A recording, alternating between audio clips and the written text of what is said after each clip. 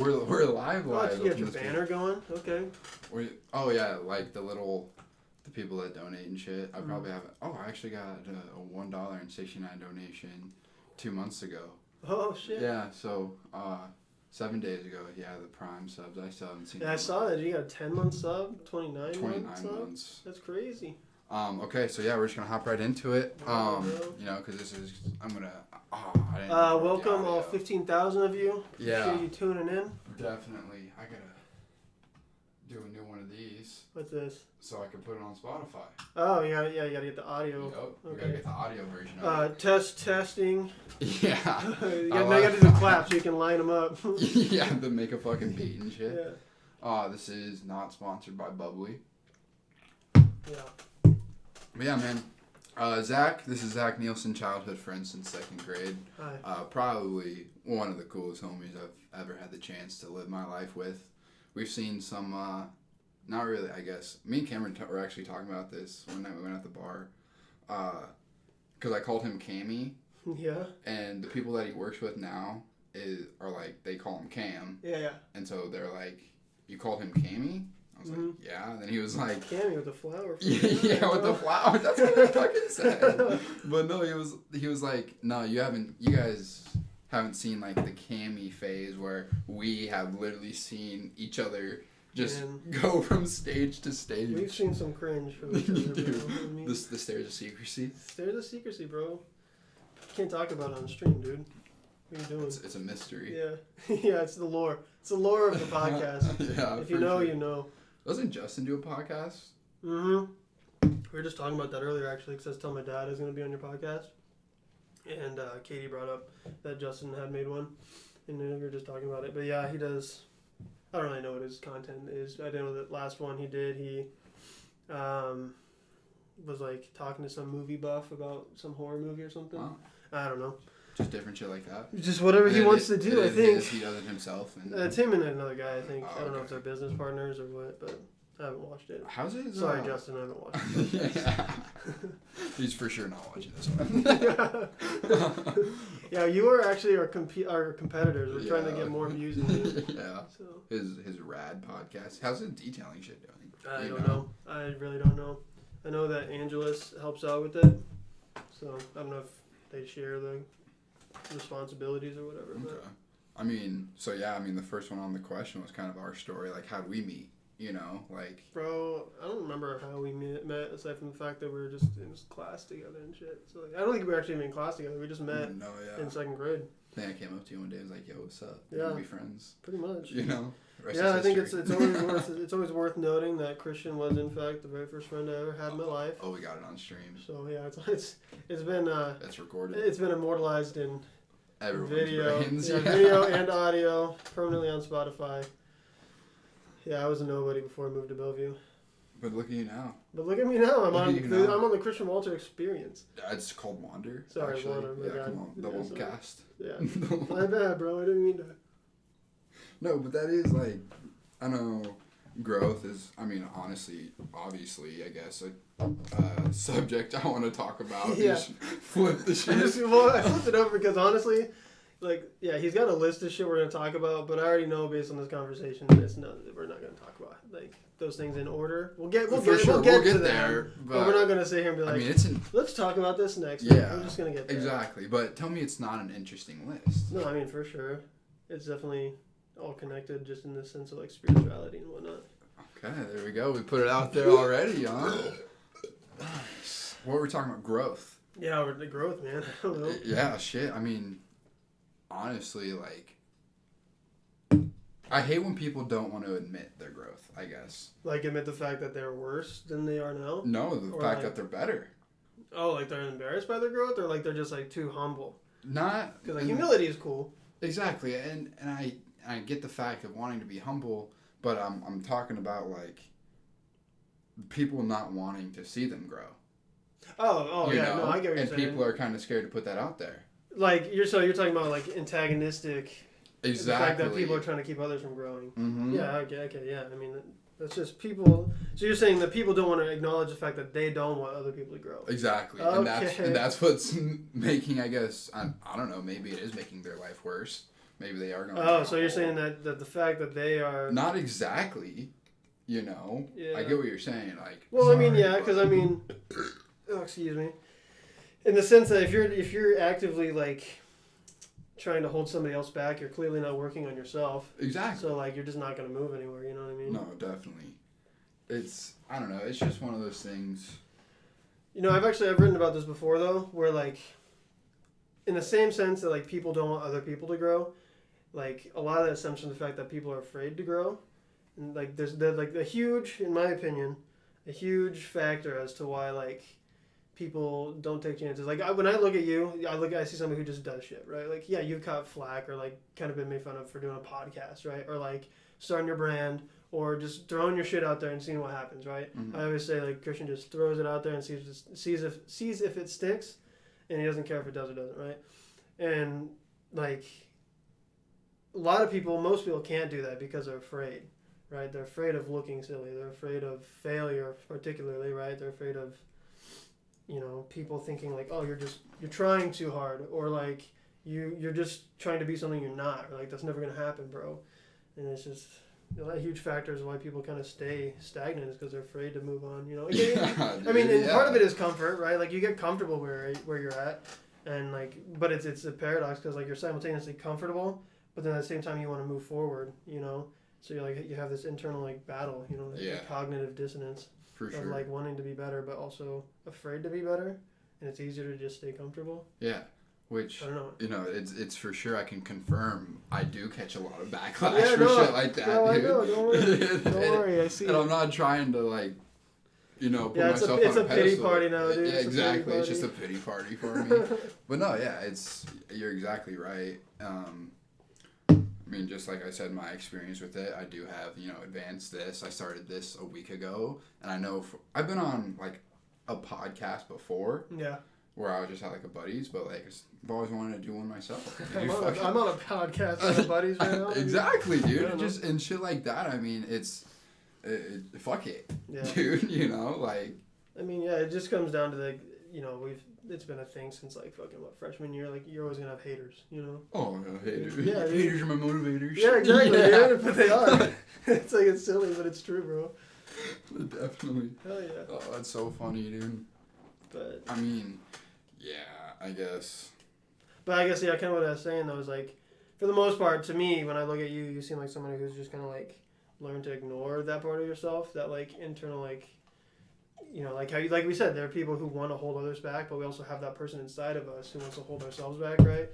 You know, in spiritual books and shit like that, and like if you think about like Freudian shit, you know, a lot of that's like the ego, right? The ego trying to protect itself. For sure. You know, it's the idea that.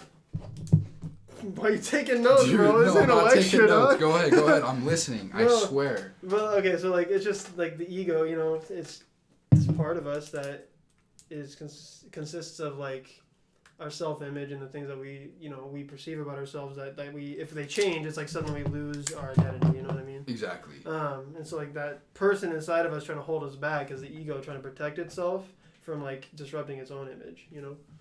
For sure, and because I mean, like identity is huge. If you disrupt your identity, then you just like it's hard to find direction when you don't have identity. Break that, you know what I mean? And then you just start spiraling down. Yeah, but you gotta it's hard to break that cycle. You gotta overcome your ego. You gotta overcome your ego and recreate your identity all the time because that's how you grow. Mm-hmm. You know, it's paradoxes. Exactly. You gotta learn that like you as an individual are dualistic. You know, and you have to find the parts of yourself that are in competition and you know. Exactly. So the reason I was writing this down is because I wasn't gonna remember it. Because I knew you're gonna go on and on. Oh and on. Yeah. Not in a bad way. No, in an awesome, saying, yeah. Philosophical way. No, yeah, I know. But I knew my ass was gonna forget this shit. And you brought up, making sure you're one with yourself, dude. I read this Reddit post one time. It was, I read this Reddit post one time and it was talking about talking to your self-conscious.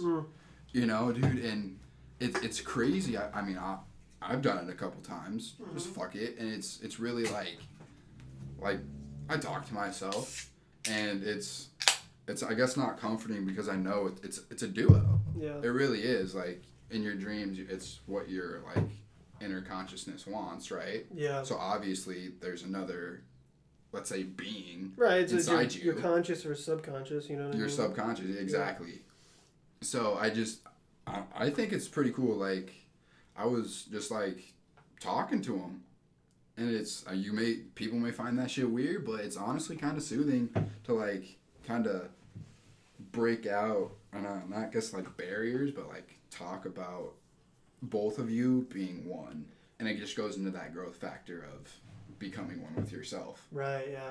And I think it might be helpful to like think about it. It doesn't always have to be in terms of like, you know, like we said, ego versus, you know, yourself, right? Because there's like, I don't know, in Freudian psychology, there's like the ego and the id, and then like there's yourself in between them. But like you can think about it, like you said, in the sense of like a self consciousness and subconsciousness, or like I think a lot about it. Think about it a lot in terms of like just like learning to reflect. You know, practicing like reflection is 100% that practice of like going inward and like that internal like dialogue and dialogue you have with like yourself and like this other voice you can have, you know, it's just purely it's like you said, you're talking with another part of yourself and just reflecting, because there's a lot of times reflection is so therapeutic because you already inherently know these things about, say you're in like an identity crisis, or maybe you're in a crisis of like family or financials or whatever, you know. A lot of times you already know that information inside of yourself. It's just because it's subconsciously like locked or hidden or whatever, just sitting down and reflecting and like really digging into the whys of a situation, why you feel this way or why you said these things or why you think these things, you know, asking those why questions and, like I said, reflecting helps you kind of uncover that, because like you said, it's just a dialogue between those two parts, and you uncover those intuitions you already have. Like, and it's crazy too, because I was walking out of work today, and I did have a shitty fucking day at work today, and fucking cheers to that, brother. My bubbly. No, I for sure had a shitty day at work today. Yeah. But I was walking out, and you know, I was hyping myself up for, you know, Monday's gonna come. You know, we stay positive. For sure, bro. And I caught myself saying, we're gonna go in there and kill it. Yeah. On Monday. Yeah. And I caught myself, and I kind of just stopped. Your collective consciousness. Yeah, exactly. And I just kind of realized, like, yeah, we are kind of in it together, because that is the other side of people that people don't see. For sure. You know, so if you do come to realization that there is another person, you know, another being, like I said before, inside of you. Yeah. I guess people can just kind of realize that, you know, I don't even know where I'm going with it, but I don't know. No, yeah, but I mean, like, kind of what I'm thinking about is, like, Carl Jung is another psychologist who's really closely related to, like, Freud, in the sense that it's, like, super, like, weird fucking psychology, but, but it's, like, it's more, like, philosophical and spiritual rather than, like, scientific psychology, you know? But, like you're saying, like, there's other being inside of you, and, like, Carl Jung, he talked about how, like, there's us, but then we also have what is called our shadow, which is, like, essentially, like, all the repressed attributes and, like, characteristics of our identity that we don't represent, or, like, we don't recognize or, like, represent on the outside, you know? It's the same thing, you know? There's those parts that we don't talk about, we don't show other people because maybe we're ashamed of it, or when we were younger, or, like, at a certain point in our life, some kind of trauma forced us to, like, hide that away. Isn't it crazy, too, going based on trauma? It's, like, people just forget that shit, like... I mean, unless you forget it, you just put it away. You don't want to. You don't think about it because it's traumatic. Exactly. Yeah. It's dangerous. You know, it's harmful. It's pain in a different way. Exactly. You know, we don't like to think about pain. Pain is awful. Yeah. I hate pain. It sucks. But I mean, I guess like pain is weakness leaving the body. I mean, how do you feel about that? Pain is weakness leaving the body. Yeah. I mean, I grew up my whole life. I mean, I don't listening know, to that because of sports, and it's like yeah. In terms of sports, maybe, right? Because you suffer and you realize that you have a new plateau, right? But I don't think a person in like a car accident, bro, is gonna be like, bro, pain. The fact that I just lost my ability to walk. Yeah. It's just pain leaving my body, bro. Okay, somebody dies. That kind of pain. It's like loss of life. Like, not even loss of life, but the. Like a family member dies. Like a family member dies, like and that kind of pain. Is that pain weakness leaving the body?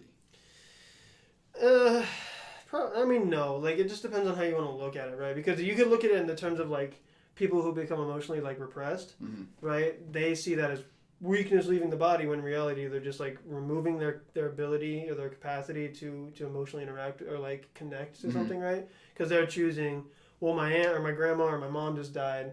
I'm going to decide to never ever become connected to somebody like that again. You know, and so they're like, I'm a stronger person. Or like you think about it in like terms of like movies and stories and shit, like that character who doesn't get connected to people because like they're afraid of being hurt again. Yeah. But like they themselves kind of phrase it as like, well, you know, I'm just, you know, I'm not like I'm too strong or like too emotionally like independent for that or whatever, you know. Whereas on the other hand, it's like learning to be comfortable with that kind of like pain and like that kind of emotional like expression.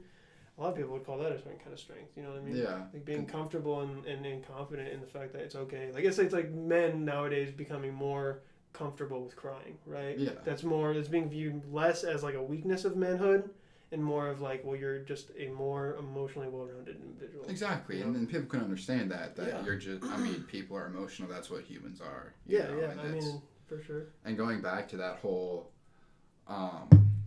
thought about like of death, of pain leaving the body, that also goes into the growth, because like you were saying, someone won't want to be connected to another person because somebody hurt them in the past, right? Yeah. And that in itself is growth as well, because if you're not, you know, letting go of those feelings, it's like, how are you gonna learn from that and just not exactly move on, but live a better life of not pain, I guess. You know? Yeah, like what you're saying is like learning to be more positively constructive with these incidents. You know what I mean? Yeah. Instead of like harboring those emotions and because that is your subconscious harboring these thoughts, and if you just talk to the guy, right? If you recognize those feelings, yeah, for sure. Yeah, I mean that's what like you go to therapy to kind of encounter to like yeah. to what's the well I don't remember the word I'm trying to think of, but you're going to therapy to take those things that you've hidden away and deal with them. And put them out. What I mean? Yeah, and that's how you grow. Like exactly. So I guess talking to your subconscious could be some sort of therapy. Yeah, and like I said, like some people who might not be so comfortable with the idea of like, well, it's like some, you know, obscure or like occult like spirituality thing. Fucking journal. It's the same thing. Exactly. Go write in your journal. It's exactly the same thing. You're interacting with a different part of your mind and like thinking and conversing, and you're just the output is on the paper as opposed to some like kind of shit. Dude, you know? Isn't that crazy how people stick to one thing their whole life and they just think that thing is right? Dogma, dude. It's dogmatic. Like religion. Pretty much, dude. It's like that one book I found at that community garden. I sent you that first page of that chapter. Yeah, where it's like fuck Darwin. Mm-hmm. Yeah. It said in this chapter we will teach you why evolution is scientifically not inaccurate. Yeah, it's scientifically inaccurate. Yeah. You know. So stupid. It's. I mean, how do you feel on the whole universe thing? Like, do you think we're alone? That's a huge question. It is a huge question. So you're saying like, do I believe in aliens? Not exactly aliens, but like there has to be some sort of like life. I mean, aliens in a fact of a life form. Right. I mean, yeah, for sure. I think whether it's like space, like bacteria, you know, encapsulated in like some sort of like space rock, or if it's like actual other it's like a pill. Yeah. Yeah, floating around. Yeah, or space. something. You know, like there's definitely some sort of life out there. You know, I think it's short-sighted or like it's closed-minded to think that we are the only possible like expression of life. You know what I mean? In this universe. Yeah, in the ever-expanding infinite universe. And then the universe is outside. Well, that is the universe is infinitely expanding, not infinitely being created. Well, no, what I'm saying is that I believe that there's another universe holding all of our universes. I mean, yeah, the possibility is certainly there. You know what I mean? Like, it could be that, like, you know, like I'm sure people always talk about like the Horton Hears a Who thing, right? Where it might just be little fucking fuzzes on a flower. You know? Yeah. Who knows? But our life means a lot to us. But yeah, I think there's probably there is life out there. There has to be of some sort. Has to be. And that goes into this point right here, that species is alive. Species? Yeah. No, space is alive, for Yeah. sure. I see these pictures where it's like, they're different parts of like the human body. You know, it's like, there's like, it's crazy. Like one is like exactly like an eye, and it's like this fucking thing in space. Aroma. Like there's a solar system that looks exactly like a human eye. Or exactly. something. Yeah. Yeah. It's wild out there. See, that's the difficult thing though, because that's the fact that that's where like organized religion and like this idea of like astrology come into like conflict, right? Because astrology is just like almost a subcategory of what's called numerology, right? Mm-hmm. And numerology is the idea that like the world is 100% defined by math, by algebra, calculus, etc., right? The swirl of a snail shell matches exactly the swirl of our cochlea. And like you said, I don't know if that's actually true, that would be, but it's the same idea. That was a very good example, though. Right, or like you said, there's in space there are solar systems that look exactly like a human eye, and so the idea that there's these like matching patterns or matching forms, right, that are mathematically identical, right? Numerology would say, well, it's just life is determined by numbers. Math is the answer to the of life, right? To find the meaning of life, you use math. But then organized religion comes along and says, no, that's evidence of a intelligent creator. Yeah. You know what I mean? Who created these things intentionally to be similar because those are his ideas, or if it's a her, depending on the religion. Yeah. But yeah. That's crazy. Mean, it is. I think it's very, at the very least, cool. I don't know how maybe that influences my life directly to know it that doesn't. like It doesn't. Right, but to recognize that like you as an individual, or perhaps the things around you are identical to what makes up you. Because I mean, like we are made of stardust, right? So it's cool to think that stardust takes the form of things that we take form of. You know what I mean? In a way. Right? Yeah. So I don't know. I think space is probably the coolest fucking thing ever. Space is definitely like. When I think about like, like I don't know, like the early 1400s and 1500s and shit, where all the Christopher Columbus and all these early explorers were traveling the globe and for the sake of colonization and whatnot, conquering people and shit. But like this idea of exploration, right? Of pioneering a new path and like finding a new way for humanity. Space is definitely like the next frontier, right? Fucking Star Trek. Dude, I get mad sometimes when I think about the fact that I, as an individual, can't go to the moon. Right? Doesn't that just piss you off? It blows, dude. Dude, yeah. like I look at the moon every day. I'm like, I wish I can go to you and just see Earth, like atmosphere. Like there are humans who have gone to the moon, and in the future there will be humans who just go to the moon for fun. Just like we might be like, oh yeah, I'm gonna go to Aruba. I'm gonna take a vacation on the moon this summer. Yeah, dude. It's like fuck you. Fuck you, dude. And that's so true, though. Fuck you, dude. Yeah. Fuck you, everyone else who gets to go to the moon. Yeah, but at the same time, like, that's super cool. But yeah, it blows, because, like, you look up and it's like, the possibility is there, just not yet for us. We don't have enough money. We're nowhere near. Yeah. And the technology just isn't there for commercial exploration. We don't know yet. Like, it's not invented until it's invented. Yeah. But yeah, I mean, I wish all the time that there was like, still things in this world to be discovered. You know what I mean? Aside from space, obviously, like the ocean isn't 100% explored. You see, that I think is super cool as well. Yeah, for sure. The fact that they say statistically we know more about space than we do about the ocean, or at least not about the ocean, but we haven't explored the ocean as thoroughly as we have explored space. You know what I mean? Yeah. That's crazy, dude. Yeah. There's this I like to get really high and watch space videos. Yeah. So there's this planet out there. So I was watching the top 3 planets that could have life on it, and the number 1 planet, super interesting, it's exactly like Earth. Yeah. But it doesn't rotate on its axis. It just goes. Oh, so it stays in one position. Yep. So like one side is always facing the sun. And then it also has a moon. So one side is also facing the moon. So one side is super fucking hot. One side is ice and the other side is fire. Yes, and there's this little slit that goes down the center. Like Halo, bro. Yes, it's fucking Halo, dude. I guarantee you there's Master Chiefs hopping around that fucking planet right now, dude. Yeah, dude. I guarantee you. Yeah, Master Chief and Arbiter just like... yeah, throwing energy fucking swords everywhere. That's wild, dude. That is cool, though. It just, like... It is very easy to look at our existence and think of it as a miracle, right? Because we don't know anything else. We don't. Right? We don't have evidence that there's anything else. So it's very easy to say there's nothing near us that is at all close to being able to support a life, an ecosystem like we have, right? Which is bullshit. Yeah, you're right. There's nothing close that we have seen yet. Exactly. But the idea to say that, well, we haven't seen it yet, so there's no way in hell it exists. Exactly, which is that's stupid. Yeah, that's stupid like, talk. That's like you're never gonna invent anything. Yeah, dude. Like, fuck you. Yeah, you can't imagine things that aren't yet like existing. What do you Dude, mean? it's like How do you think Amazon exists? Yeah. Thanks, Jeff Bezos. Sponsored by Jeff Bezos. Yeah.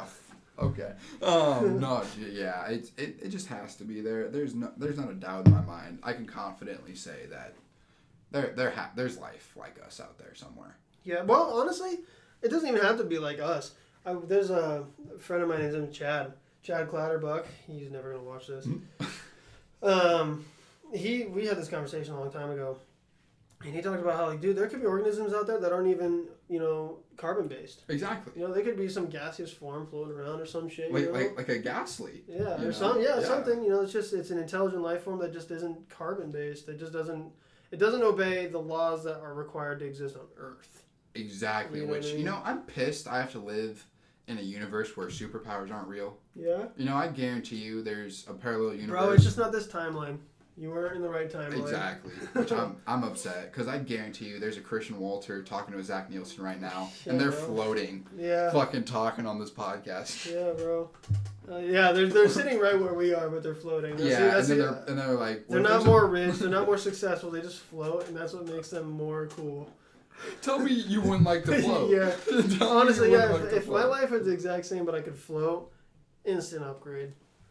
It has to be. Instant upgrade, for sure. It has to be, which I guarantee it. I mean, there's signs of it, actually. There's signs of parallel universes. Yeah? Where time goes backwards. Did you see that? No, explain.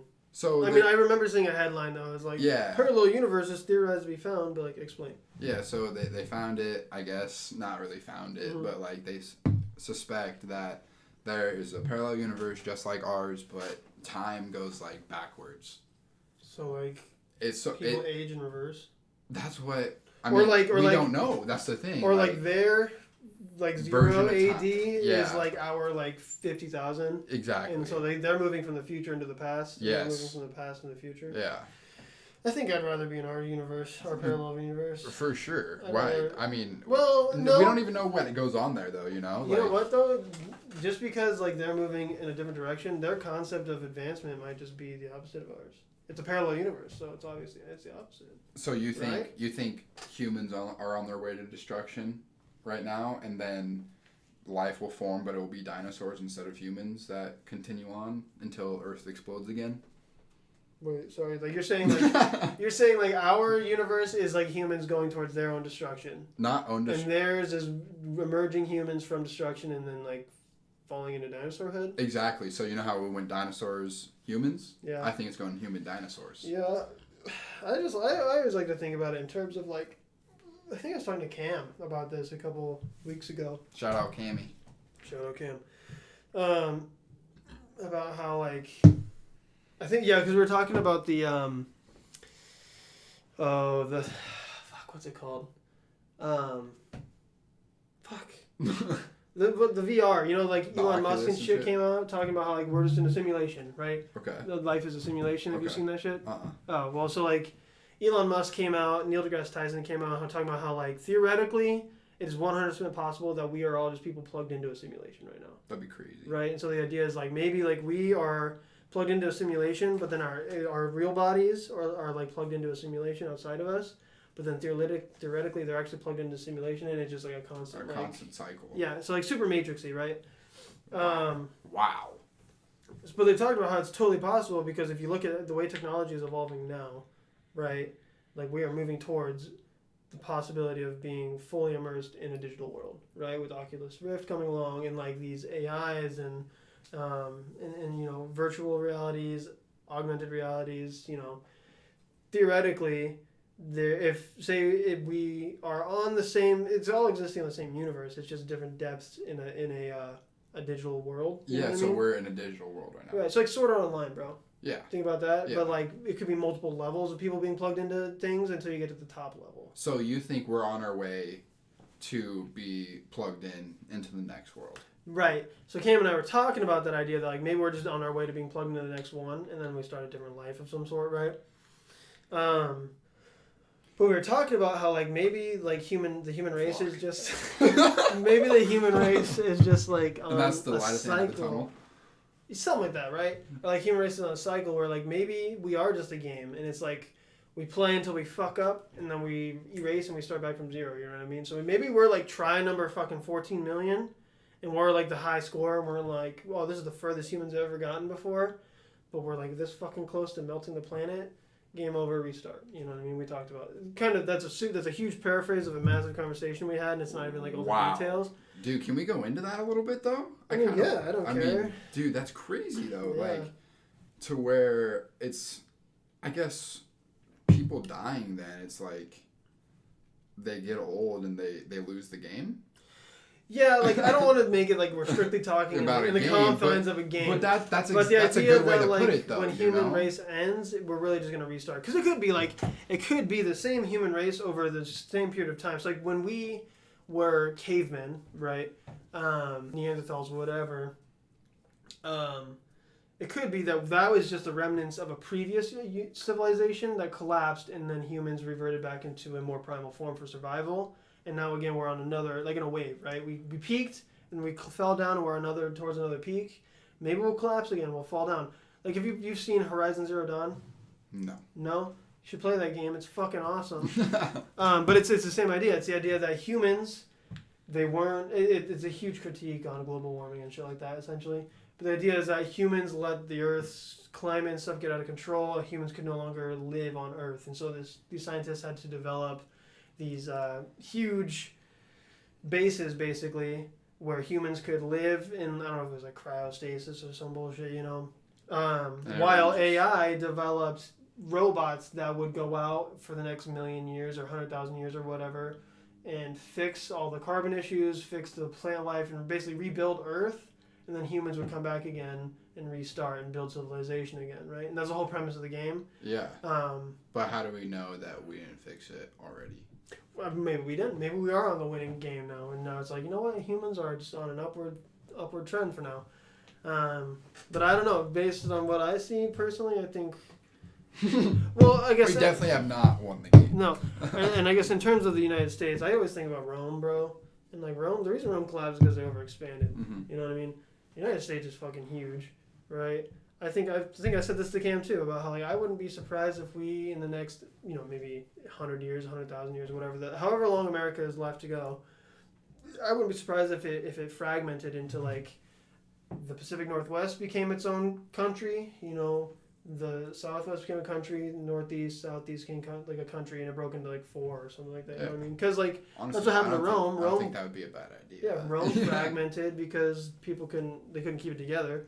But I mean, we already see how like the people of obviously of the Pacific Northwest have completely different needs and expectations for life for their own economy to survive than what we do, right? Our needs are not represented by a majority vote or whatever, you know what I mean? Like, because that's why we have like the electoral college, of course. But if it was like based on majority, right, then it's an unfair representation of our needs. We could just bring it back into Naruto. The Fire Nation or not the Fire Nation, it's fucking that's Avatar. Avatar. It goes within any anime with split up countries. They all have separate needs that need to be met. And, right, they're represented by their own interests. Exactly, and it all goes hand in hand with of how America is so big. Yeah. I mean, that's essentially the reason why Texas tried to secede from the country. They're like, well, we have our own fucking shit to do. Yeah, like fuck y'all. Yeah. Which. I mean, who knows if that'll actually happen? That's probably me just being like a conspiracy theorist or something. But like, I could see it happening. Basically being like, especially based on the fact that our federal government for the last couple years, that we've seen hasn't really been able to address the needs of all the different walks of life that America has, you know what I mean? For sure. And so like definitely, I think minimizing would definitely help to fix those because then like smaller countries can budget their stuff towards what they think is needed, and say, fuck it, I don't want to live up there because they don't represent me. I'll move fucking over this way and be represented by a different government, you know? You see, and I think that would be such a good idea because, like, even if we're all still Americans, right? Yeah. Like, let's say we split right now. Yeah. We could probably still go wherever in the country, you know? Like, I mean, maybe not, but maybe. Well, think about Europe. They have an agreement where exactly. like I'm German, but I can go to another country whenever I want to with my passport, and I can be there for X amount of days until I have to leave. You know what I mean? Yeah. Same kind of idea. Wow. You know. Crazy. But whatever, that might never happen. It could happen soon. Yeah, whatever. Who cares? It's a what if. Yeah. Whatever. But like, because I mean, alternatively, I guess you're always more critical of your home country, I guess, than you are of other countries, right? Yeah. We got off topic from the game. The game? The game. The game of life? I don't know. I just think that's a very interesting theory. I don't know. Yeah, no, I think it's a cool theory too, where it's just like the idea that, you know, we're just constantly trying new shit until we succeed. Whatever success is. That brings into question, what is success for individuals? What is success for human race, you know? What does it mean to succeed? What is the... Because as far as we know, life has no inherent meaning, right? We're just here. There's no end goal, right? There's no... We live and die. Yeah. So, like, what's the point of saying, like, well, the human race is just trying over and over until we win? What the fuck are we winning? Absolutely You know? nothing. Because eventually we're just going to get to the point where human beings can live for 200 years, and then it's like, well, what now? You know, what's the point in living if you don't know what we're living for, right? And that's the age. And that's why I think it's What's cool the that meaning life of has no meaning, you know? It's You make your meaning. and it ties back right into the game, dude. You just Yeah. do whatever the fuck you want. Yeah, bro, you just build your class, you know, put your stats wherever you want to put them, bro. That shit's comedy, dude. Fucking, I'm a strength build, bro. Oh yeah, for sure. Yeah, fucking bro. beefy over there, about to bust out that jacket. Yeah, bro. I got that ultra great sword, dog. The last time we had a intellectual conversation, we talked about the spiritual stuff. Yeah, what do you And want to talk about? I don't know, man. I think The hair looks like a mop in the fucking video. the video. I Yeah. mean, I I could kinda look like like I'm it. just bald, bro. should we just throw the heads? out? Yeah, forehead gang. Dude, yeah, I do have a big ass forehead. Yeah, type 2 in the chat if your forehead gang. All Yeah, type- 0 of you. Yeah, type 4 in the chat for forehead gang. Yeah, 4. That makes more sense. No, the spiritual stuff we got into, awakening, stuff like that, meditating. Awakening. I don't remember that. You don't? I was pretty drunk. Were we drunk? We were drinking that six Yeah. pack together. Oh yeah, on my birthday. Yeah, guys, sorry, I get drunk when I drink 3 beers. Who doesn't, man? Yeah. But no, it's You know what? It's not cool to be good at drinking, okay? If you're good at drinking, find a different hobby. That's deep. Yeah, I said it. If you feel personally attacked by that, you really should just, I don't know. No one's watching. Man. Yeah, I You're know. good. I feel cool by pretending I'm talking to somebody, you know what I mean? Exactly. No, and yeah, you're feeling your ego. Yeah, for sure. Yeah. Stroking myself here. No, the whole I don't know aspect of what are your kind of thoughts on the whole? Is there spiritual beings among us? I guess. Can I open this? Yeah, you gotta unlock it. Is that locked or unlocked? That's unlocked. Sick. That was getting hot. For sure, I'm for sure cold, but I'll deal with it. Oh, my bad, G. It's cool. Okay. It's cool. Well, how about I just do this? No, it's cool, man. No. I'll close this and I'll take this long sleeve off. Okay. That makes more You're gonna sense. take it That's off, called okay. compromise, folks. Exactly. You see, It's called a healthy relationship. and me and Zach have been great for years. No, your thoughts on spiritual beings, I guess. And spiritual beings, Yep. like shaman is technically a Well, okay. How about this? Spiritual, as in I love fucking talking about nature. Yeah. Spiritual, as in it is. Why do we coexist with nature? Well, because we come from nature, bro.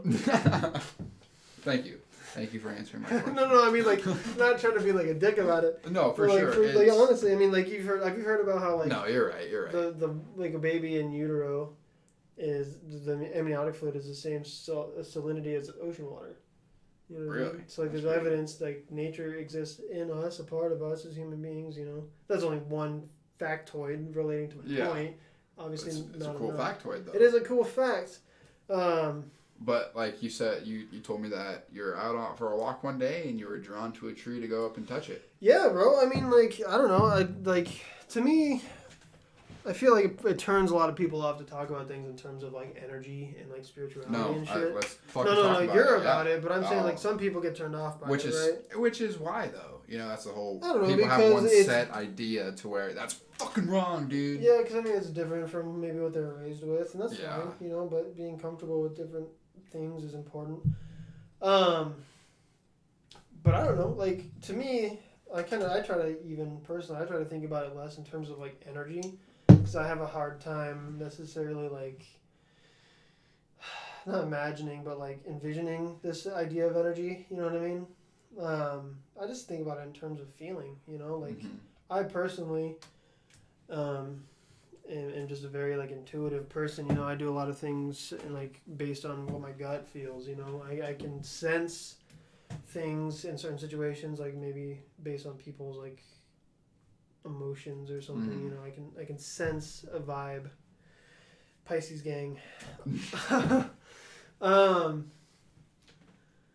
But yeah, I don't know. Yeah, for sure. I think, yeah, like you said, I was walking in the park and I just wanted to touch this tree. Why? I don't know. But I was looking at this tree and I was just like, bro, like, go outside and look at a tree and just like really spend like 5 minutes looking at, not even 5 minutes, spend a minute looking at the tree in your backyard. You gotta look in between the leaves. Yeah, I mean, I'm honestly, just look at the tree. Think about the fact that tree is probably like 100 plus years old. It is more wise than you will ever be in your entire life. Seen some shit, dealt with some shit, and it just like exists, bro. Trees, like as far as we know, trees don't have consciousness, right? But they exist and they flourish, bro. They do incredible. Oh, dude, And trees are just amazing. Plants are just, like plant life and outside is just amazing. You know, there's a reason why we are inspired by forests and the ocean. You know, people are drawn to these things because whether they want to acknowledge energy or not or whatever, you know, you're drawn to it because there's an emotional, spiritual connection to these facets of nature. You know. Yeah. No, for sure, dude. Whenever I have a bad day, it's like, because that community garden down the street is so sick, dude. Yeah. So sick. They just have like flowers and like plants. It's just, you know, when I go there, I feel like I'm just like at peace, I guess. You know, Yeah. it's like fuck it, dude. We're doing It's a it. Mexican lager, Christian. I'll try it. I do know you like myself Coronas. I do like myself a Corona. It's not quite like a Corona. Probably not. It's probably more like a Modelo, but Okay. it's bubbly. Oh yeah. Sponsored by Bubbly. Not sponsored by Bubbly. Not sponsored by Bubbly. Not sponsored by If Bubbly. I say sponsored by Bubbly, do we get in trouble? Probably. Really? I think so. Look, if Michael Bublé wanted to come out right now and say, bro, this is sponsored by Bubbly, that'd be cool. Hey yo. But if he didn't, I would understand. He lives in Canada. And we're in fucking Nebraska, so. Yeah. No. I like to go and I like calling it petting the flowers. I like petting the flowers. That's oddly sexual. Yeah. But Okay. just, you know. How? You know. How? Yeah. Just, In what to sense? me, the term petting just sounds weird. I don't touch them though. I like to like You like to stroke him, bro? That's even worse. No, dude. Tell me I'm wrong though. And I mean. No, I get what you're saying. Like you just go and you feel like this connection. I feel it out, man. Yeah, like, you feel connection. You feel at peace because you're surrounded by this vibe, and I get that. I'm not gonna hate on you for it. Some people are gonna be like, "Bro, that sounds stupid. That's some tree hugger shit." But cool. Call me a tree hugger. You know, it's. yeah. That just goes into the fact of, you know, why judge someone on what they believe. Yeah. I Dude, keep bringing that up, but I was watching. it's so true. This is kind of tied to that idea, but I was watching. You ever watch Game Grumps? The fuck is Game Grumps? You don't know what Game Grumps is. Nope. Luke Reisman, you're gonna listen to this. Probably not. Let's hope. Hopefully, Luke, if you're this far into it, you're gonna appreciate this call out. Maybe. Yeah, we're not gonna tell them. Yeah. We gotta listen to it. Game Grumps. It's just this. It's a video game. They play video games, right? They do YouTube, whatever. Okay. But it's more like a sick. They do it more podcast style. They'll play a game and they'll have a conversation while they're playing a game, right? Okay. And one of the guys who who helped runs it, he brought up the fact that like you can't say anything without people claiming that you're hardlining. Yeah, You know, dude, man? right. You can't like bring up an observation or like raise a question and be like, you know, what if this? You can literally say hypothetically, what if I don't have an example, but what if, right? Exactly. And some motherfucker out there will say, bro, you're just being ignorant because you believe this. And I just got done saying, well, what if? It's a fucking question. I'm posing a theoretical, hypothetical scenario. And you're saying that I believe that because people are so, they're so devoted to the idea that things have to be so polarizing. That's the problem with America, bro. We're so polarized. You can't just, like, people can't be in the middle. You're not allowed to be in the middle. If you're in the middle, people are going to try and tell you why you're not in the middle, even though you are fucking in the middle, bro. Stupid. Dumb. It's dumb, dude. Dumb. That's not even political, by the way. It's very political if you want to apply it to politics, but that can be applied to anything, dude. Exactly. Anything in life. If I say, you know what? What if turkey wasn't served at Thanksgiving? That's not political. But people are going to say, why the fuck do you hate turkey, bro? What the fuck's wrong with you? Yeah, dude. You're like, bro, I'm just posing asking. a question. I'm just posing a question. Didn't serve turkey at Thanksgiving. Ham is way better than turkey anyways. But people are going to come at you and be like, bro, what the fuck what's your problem with turkey? And it's like, no, I wasn't saying I had a problem with turkey. I was just theorizing. What if? You know? Yeah. It's... But yeah, people always think that everything has to be on one side or the other. You can't be on the fence. You can't be in a position where I'm just gathering information to make my opinion. No, you already have an opinion. Always. You always have to have an opinion. It's like, no, I think nothing about this. I'm just here to observe and learn. Exactly, dude. And that's the whole point of tying back into our first subject, growth.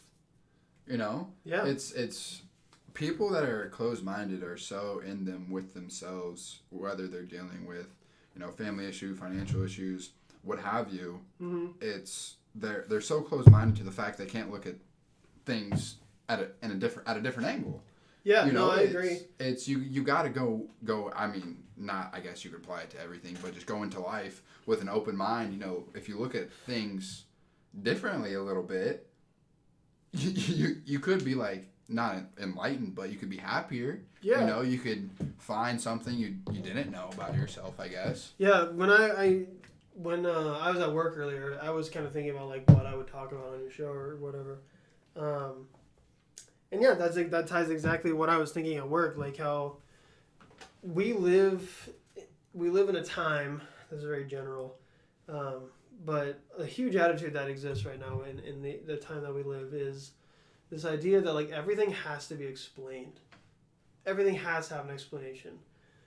So like I'll start with a caveat by saying if we're talking in terms of science, please explain science, because science is based in evidence. It's empirical, mm-hmm. right? You have to have evidence for science. So if somebody tells me this is science and exists this way, I'm going to say why. Show me the evidence, right? But like you said with this idea of openness, like if I'm this also ties back into this idea of like a more obscure sense of spirituality, right? There's organized religion, right? Obviously Islam, Judaism, Christianity, but even like Hinduism and Buddhism and, you know, so on and so forth. And then this more loose sense of like these occult religions and more obscure religions in terms of astrology and shit that aren't hard, fast religions, but more just ways of thinking and philosophies and attitudes for approaching life, you know? For sure. And people always got to say, well, I'm an I follow astrology, you know, I kind of believe in this idea of like, you know, the zodiac and etc. Mm-hmm. And people are always like, well, why? Like, what's your evidence that that's a thing? You know what I mean? Yeah. Or like people are like, yeah, I'm Christian. I believe in God. I have this faith. And people are like, why? Like, what's your evidence of God? It's like, why can't you just let people have faith? You know what I mean? Like, I may not be Catholic. I may not believe or follow Christian doctrine. There's a hair in my fucking face. Well, you have a lot. I know. I need to get a fucking haircut. I was honestly going to grab it. Yeah, I need to get a haircut. But like, I may not believe that, right? But I'm not going to sit here and look at somebody who is Catholic and say, well, you believe in Christianity? Wow. Like, why? Wow. Where is the evidence for your faith? Are you joking me right now? You know what I mean? You know. The same way I'm not going to come up to, I know your roommate's girlfriend is huge into Zodiac and stuff like that. You know, this psychic kind of vibe. And I'm not going to go to her and be like, where's your evidence? You know? Because it's a belief. Yeah. It's emotional. It's feeling. It's intuition. It's gut feeling as opposed to empirical based evidence and science.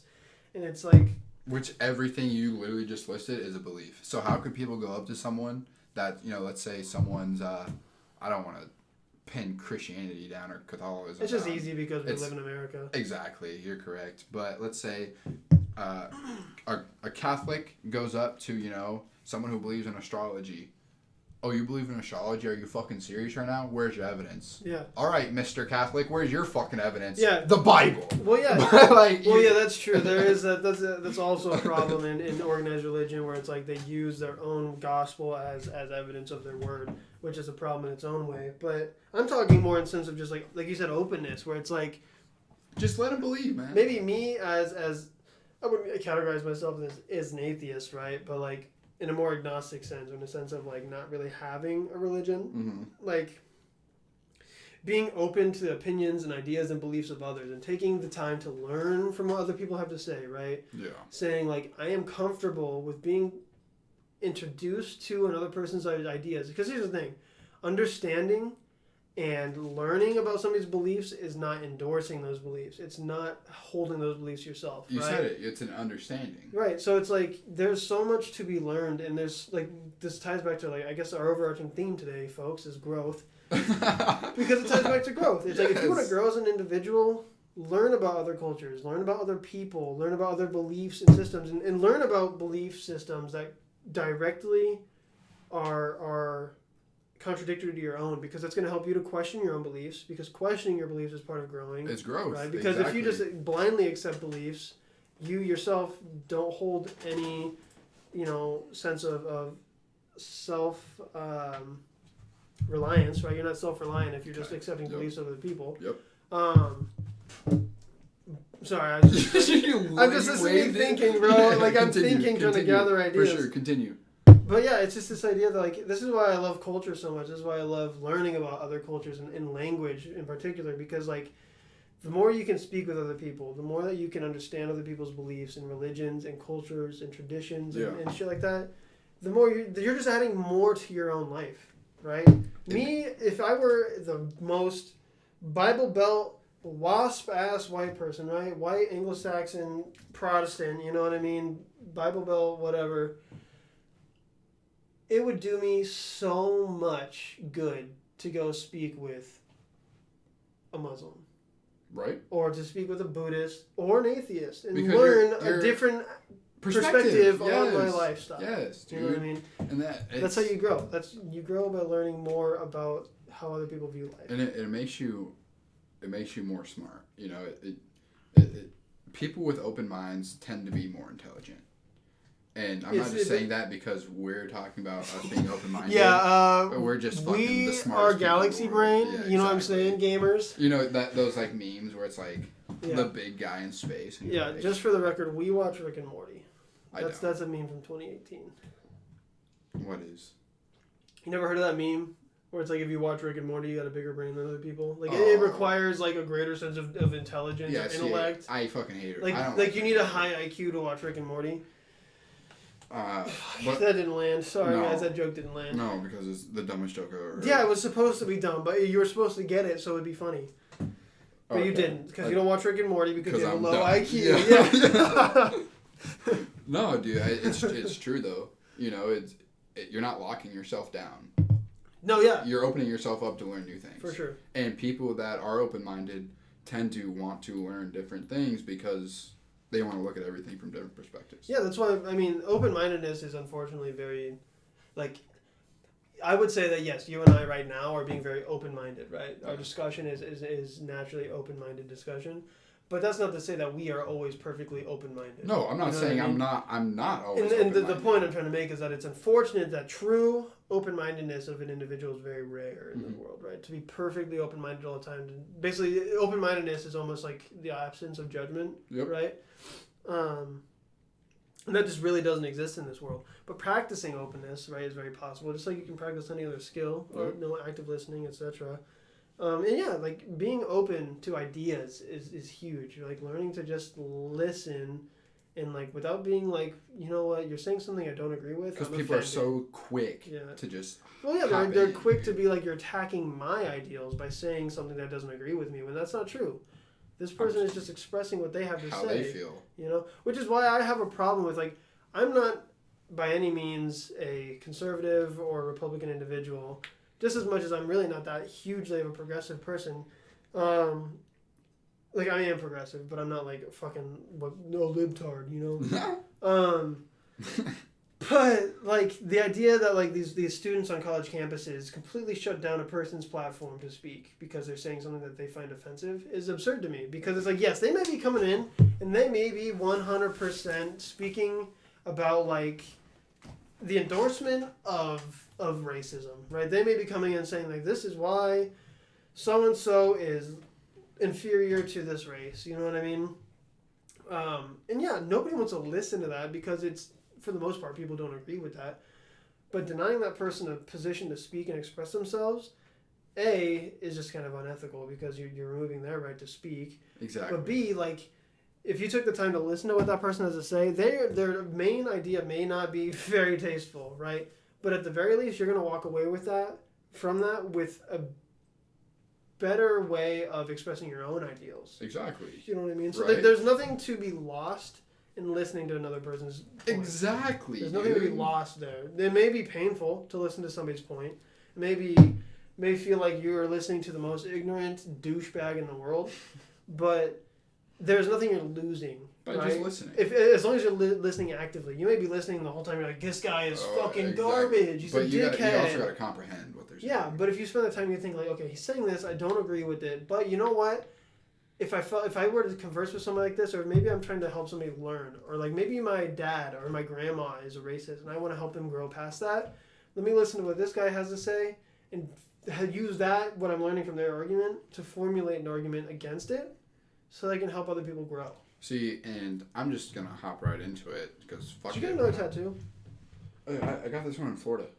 In like June, yeah. Oh. Yeah. I've had this one. I remember. Yeah. Yeah, because NASA's in Florida. Yeah, I thought I had to get it. It was pretty sick, actually. Anyway, sorry. Yeah, but no, fuck, I lost my, what were we talking We about? were talking about openness. Yes, okay, no, I got it. I'm just gonna go right into it. The Black Lives Matter and Blue Lives Matter shit. Yeah? It's the same fucking thing. I was talking with my... I would be careful here. Exactly, I'm not gonna touch on it at all. Yeah. But it's... Anything taken out of context. Exactly. Right now, you could be mobbed. I don't want to see you mobbed. Exactly, and that's my whole point I'm trying to make, though. You know, that's true. That's exactly the point I was trying to make, though. Yeah. Is that if you would just sit down and listen to one another, you know, I think open-mindedness could save the fucking world. You know? I mean, for sure. The result of the majority of this world's problems is people being hard-nosed, either intentionally or unintentionally. Yep. Right?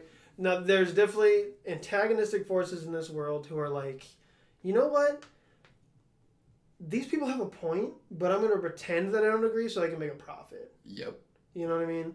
Whereas there are other people who are they aren't educated enough on a subject where they just accept the thing that resonates with them first and foremost.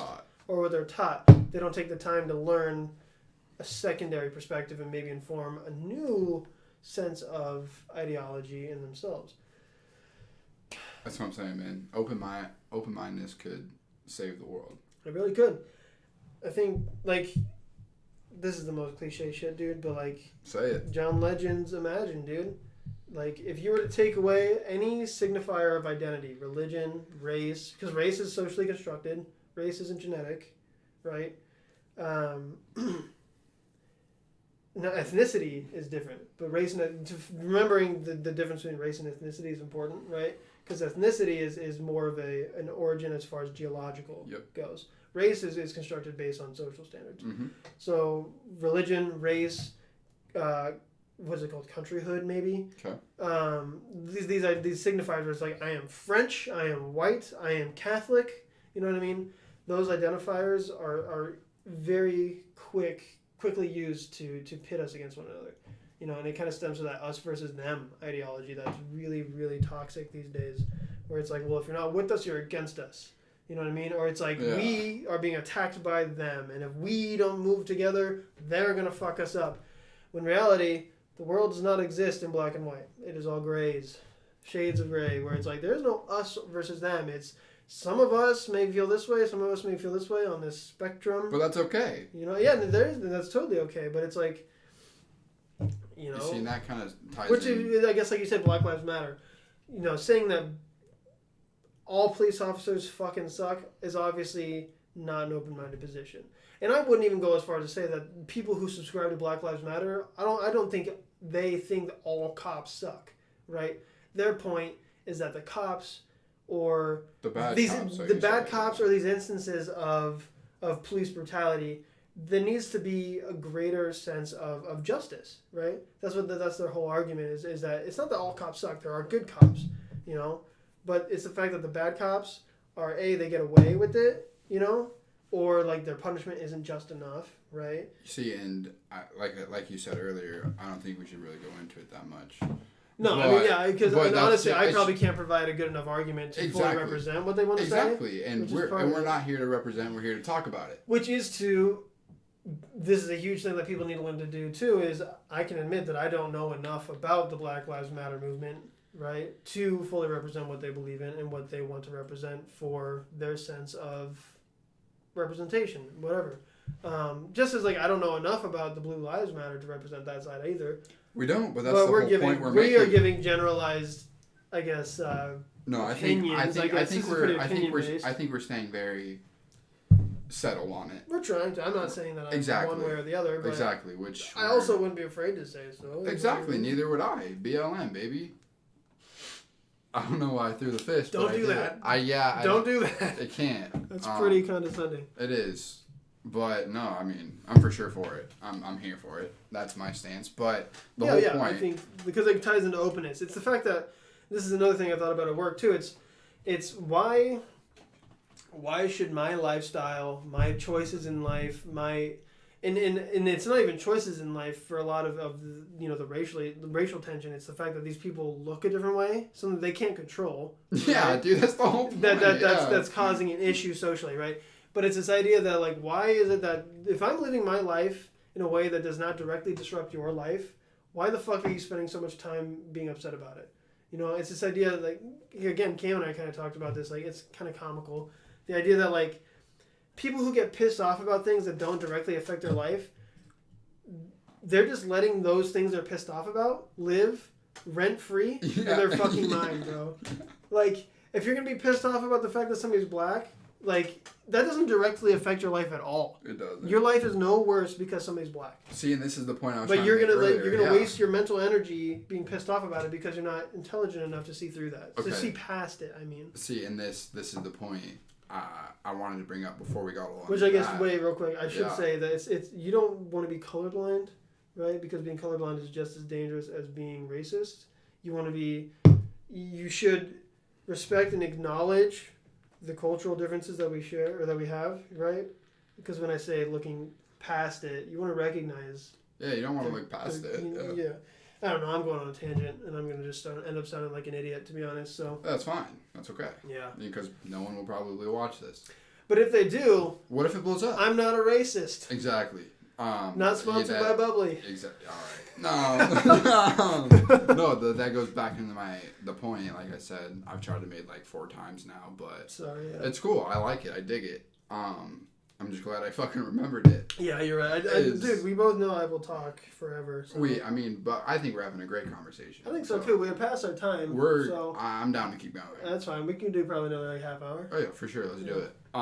No, that goes in the subject of mindfulness. You know what mindfulness is?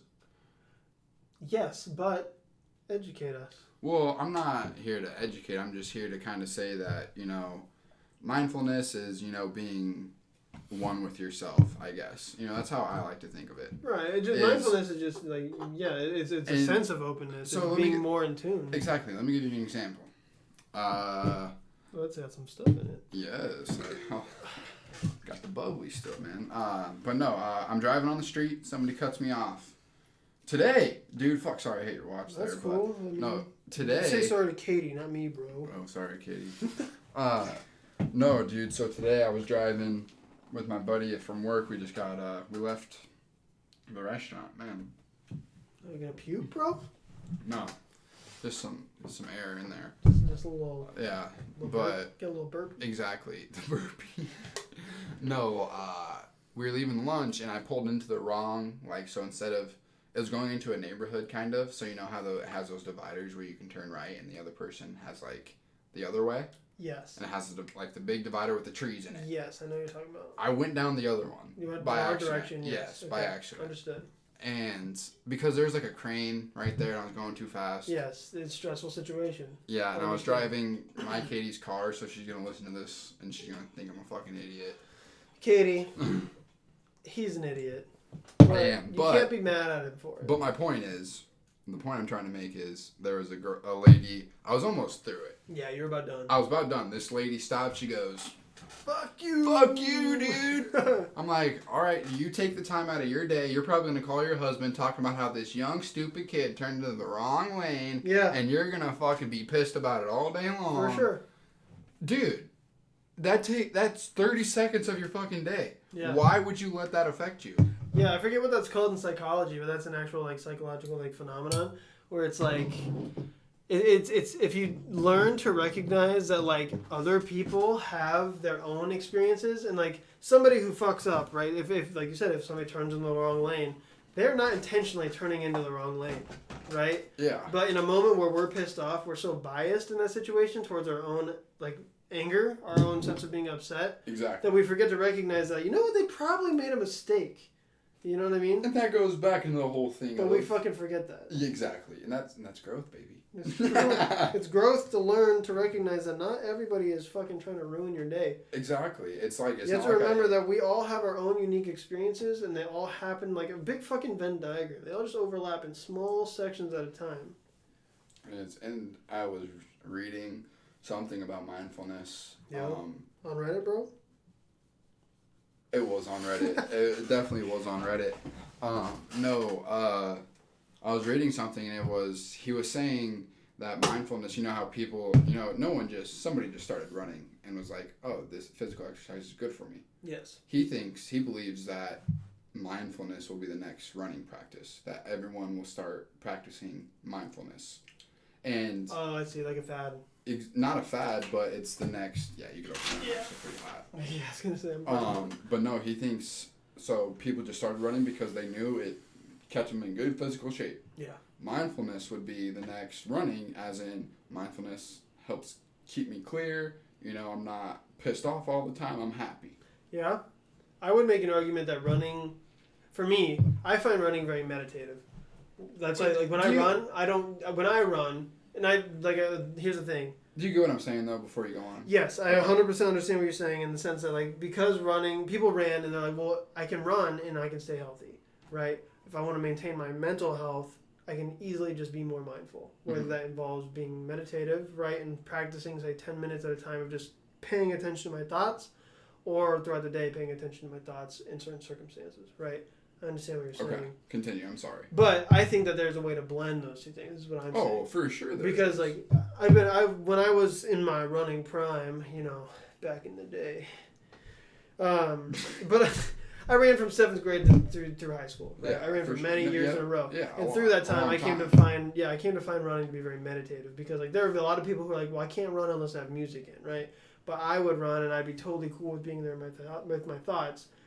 And in doing that, I learned to be very mindful because I'm running. When you're running, all you're thinking about is I gotta survive, right? Yeah, you gotta make it to A to B. Yeah, I just gotta get through this because I'm dying. My chest hurts. My legs are sore. I'm tired of running, but I gotta finish. But you learn to be, I guess, less about being mindful, more about being present. When you're running, you become more present because you're very in tune with the present emotions, feelings, and sensations. Right? You're very present. For me personally, that's a very personal thing. You don't seem to agree. No, I agree 1,000,000,000,000,000 gazillion %. That's a huge percent, my friend. Because I practice living in the present a lot. Yeah. And I think with my experience of living in the present, I'm really glad you brought it up because I could talk about it forever. You offer me another one? Yeah. Did you want to know? Yes, please. Okay. If we're staying here for another little installment, then I will for sure take another one. Yeah, this is the subscribe to the Patreon if you want this extended cut. We're cutting it off. Yeah. That's so fucking funny. $5 Yeah, subscription. I practice living in the present a lot. I like to give my friends advice on living in the present. I'm gonna bring it up. I mean, I'm not gonna name any names or anything. No, But, dude. Name drop, my friend. Unless they're they want to stay anonymous. I'm not gonna name drop actually. All right, well I'll name drop Warren Buffett. I'll name drop too, Drake Bell. Whoa. No. I mean, it was a whole long distance relationship thing, right? Got it. You're respecting her privacy. Exactly, correct. A whole long distance relationship thing. She was worried that the guy was gonna lose feelings, and I told her, look, like, if he's gonna lose feelings, he's gonna lose feelings. You know, like, there's no stopping that. Right, that's life. That's you gotta live in the present, enjoy the present moment on where you're at right now. You know, they say anxiety is worrying about the future. For sure. Depression is living in the past. And I think I'm just gonna bring it up, when I went on my shrooms trip for the first time, it wasn't visual at all. It was mentally and body. I'll put it that way. You're just like all here. Exactly. I didn't see anything visual. Gotcha. But no, dude, I explained to everybody that, was asking me, is I was just super in the present. Yeah. Like, I wasn't looking at my phone. I wasn't watching TV. I was, not worrying about anything but what's going on right then and there. And I went on this walk. I went on the shrooms walk by myself. Shrooms walk, brother. Yes. I wouldn't know anything about it, but I would love to listen. I like how you put your plug in there. What? That I haven't done shrooms? Yeah, I haven't done shrooms for the record. Yeah, for the record. For my professional image when I'm famous and I'm running for president. Exactly. But no, like I went on a walk through Midtown. Yeah. And it was crazy, cause I was so happy, dude. I felt euphoric. Yeah. I remember you saying that at the bonfire. I felt clear. I went on this walk and I just saw, like, I walked past Cold Stone, which everybody was in there, eating ice cream, stuff like that. I just kind of stood there and watched because everybody was just... Bro, people watching is insane. Isn't it? It's insane. So, and then I walked past a fucking wedding. And I walked past, everyone's vibing, I'm literally there just living in their moment. Yeah. I'm experiencing what they're experiencing, but from afar, and I see the bride and groom dancing. And I don't know what that was for me, but it was a spectacle, because it's they're living in that present moment of their wedding, and they're never going to forget that night, and they're going to think about it in the past, or it's going to be in the past, but right then and there, they were together. Yeah. With it, and it was crazy because that whole time I was telling myself, I'm living in the present right now, so to see that, dude, it was wild. Yeah, that kind of makes me think about, like, using your example where you are observing this couple, this newlywed couple dancing, right? It makes me think about how you said the word reality, right?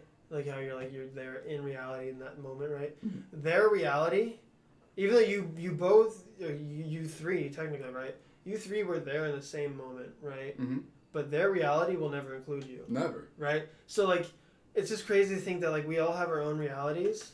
And it's all a shared reality, right? Technically, we all exist in the same reality. Exactly. But our perspective of that reality doesn't include everybody. So it's like there are 7.5 billion different realities existing simultaneously. Oh, yeah. Which is insane to think about. It's crazy, dude. Crazy to think about that.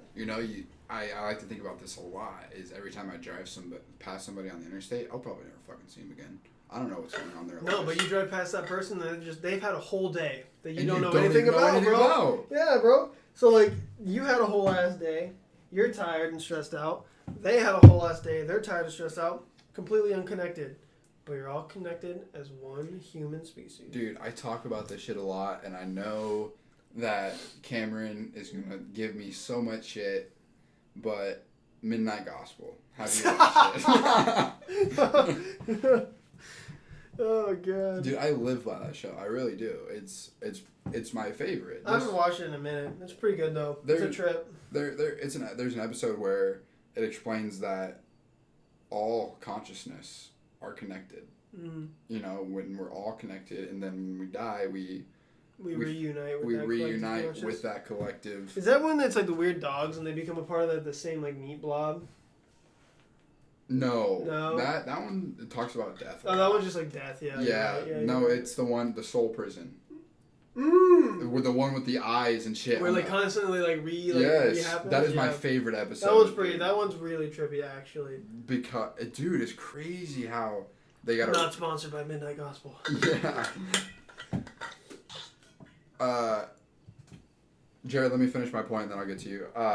No, at the at the whole the whole thing behind it's fucking growth, dude. The whole thing, this whole podcast, we're talking about growth. The soul prison, Bob, and the soul prison goes through those transitioning phases of death, and he grows from it to escape that soul prison, and that ties perfectly in with your subconscious being locked inside of you. Yeah. And if you're realizing that, you become out of the soul prison. Yeah, well, and I think part of the metaphor they're drawing. I have a stutter when I drink. Okay. Continue. For the record. Let's go. Part of the metaphor they're drawing there is that like we have to endure multiple deaths until we can find our true selves, right? Exactly. And that goes back to what you were talking about, the ego, right? You have to experience the death of your ego a number of times before you can like truly recognize who you are as an individual. Exactly. Which comes back to incorporating other people's perspectives into your own ideologies and better. I guess it's a sense of like your ideology is a giant stone and you're a sculptor, right? Yep. Every time you incorporate another vision or perspective of this world, you're like chiseling that out until you finally refine the final project, the final piece of your ideology, and that is the product of so many other people helping you to recognize what you truly believe, what you truly identify as, you know? Exactly, and it's hard because we're so young. What do we identify as? We don't know. I identify as a 22-year-old broke white dude who works at a pharmacy and is sitting on his friend's podcast talking about random shit with one viewer. Thank you, sir. You might be gone already. That's fine. 4 in the chat for Forehead Gang. Oh, we also take questions. And whenever while we're talking, we'll try to answer them after we get off the topic if you have any. But no, that ties into the whole. I fucking love that episode. That's yours, by the way. No, that's you. I already had 3. That's the third one. How am I supposed to share a beer with you if you don't have one open? You're a bastard. Yeah, I'm still got like half left. You are a bastard. No, that goes into the whole fact of, consciousness being connected because they have grown. And I think that is the ultimate goal. And in that episode, it talks about how death is the ultimate euphoric experience. Yeah. I mean, I'm trying to get your thoughts on this. You just seem like... I'm trying to process what you're trying to say. It's a lot. It is. You said death is the ultimate euphoric experience. Please explain. Okay. In the sense that it is the purest expression of life? Or like the purest expression of like... Exactly. That's exactly what it is. So Christian, you're saying that the purpose of life is to die. I think it is. I can agree. Look at it. I thought you were about to be like, fuck you, dude. But no, it's, I think, so what I believe, I'm just going to go, you good? Yeah. My beer went down the wrong tube. Ooh, that's tough. No, it's, I think. Sorry, bubbly. It's not beer. Yeah, bubbly. We're not sponsored by bubbly.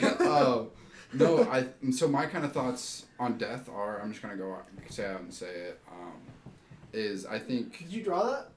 No. Can I just talk about death for a Yeah, second? sorry, bro. Hey, I'm going ADD mode. I get it. But no, actually, Katie drew that. Oh, cool. Or she painted it. Yeah. Katie, painted it for my true birthday. artist. She ripped, dude. She's fucking amazing. Anyways, talk about death. Sorry.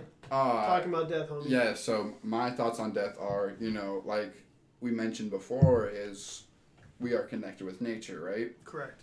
So I think when you die, the earth absorbs us and our consciousness. 100%. So that another life can be born and be a part of this reality and be a part of this consciousness net. Yes. And that's what I believe. So my body feeds worms, which feeds birds, which which feeds wolves, Exactly. which feeds human beings. And that's humans don't eat wolves. But I'm not even saying it. I mean, it's definitely in like a spiritual way.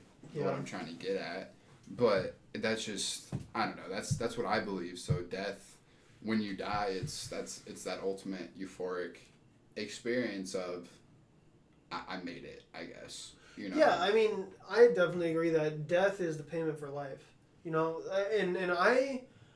Like I kind of mentioned previously or before in this week's episode of the Christian Walter Experience, it's also known as Wander. Thank you. Also known as Lumpcast. I'm just memeing on you, bro. Anyways, I'm not strictly religious in any sense, but I do believe that if there is a God, that God is our Earth. Exactly. Mother Nature, baby. And we are given life because Earth permits it, right? Yep. And when you die, you go back to that Earth. You know? Death is a release, he says. Release from possibly pain, possibly just from life itself. You know? Exactly. But yeah, I agree. Like, when you die, you're giving back to the Earth that gave to you first. You know what I mean? 1000%. And I think that no matter what, Earth will reclaim humankind, right? Like, we've built skyscrapers and bridges that we claim will never fall apart, and etc. Earth will 100% reclaim anything we create. 150%. Doesn't matter if it takes millions of years, whatever. It Again, will. y'all, you're one dude here. Also, Nightbot. What up, Nightbot? If you haven't played Horizon Zero Dawn, bro, you need to play Horizon Zero Dawn because half of that game is like human structures. It's literally, I think you can be in Chicago, and it's Chicago overrun by plants. Because Earth is reclaiming the entirety of fucking Chicago, bro. Which is to say, like, Earth will take back human construct, period. Dude, because what we have is owed to Earth, and Earth is going to take what its due is. Exactly. It's a payment. Yeah, it's a payment for life. Sure. We have a debt for life. We are given life, and that debt is death. And that goes into my paid by death. That's my whole point of us being absorbed back into Earth. That is our payment. It's Yes. our meat sacks that our consciousness is in. So when it takes our meat sacks, what happens to the non-meat sack part? Our consciousness? Mm. It becomes a part of that net. The net is in the collective consciousness? Exactly. So does that collective consciousness exist as something on a different realm? I don't know where it exists. Or is that realm heaven? Or is that... See, that's the real question. I think most people are comfortable with saying that Earth reclaims humankind, but where does the energy go? Where does the spirit go? That's another question. Do you believe in the spirit? Some people don't believe the human spirit exists. Some people think it's just when a human body dies, the electric process that creates human experience ceases, and we are no longer there. And we don't Christian ceases to exist the minute Christian body ceases to exist. I don't subscribe to that because I believe that I, as an individual, am I don't know if I am some sort of energy, spirit, whatever, but my body is not me. Zach is not the body that I inhabit. You know what I mean? Dude, I watched this YouTube video one time. Let's read the comments real quick. We'll read the. Because I think he's interacting with our conversation. Exactly. That's one of the most realistic ideas of the future. A lot of Earth's problems are caused by humans, and the absence of humans leads to life overtaking what humans have built. Yeah, for sure. And I think. What's your name, Jay, or is it Jaden? It's Jared. Jared, bro. Why is your name Jay, bro?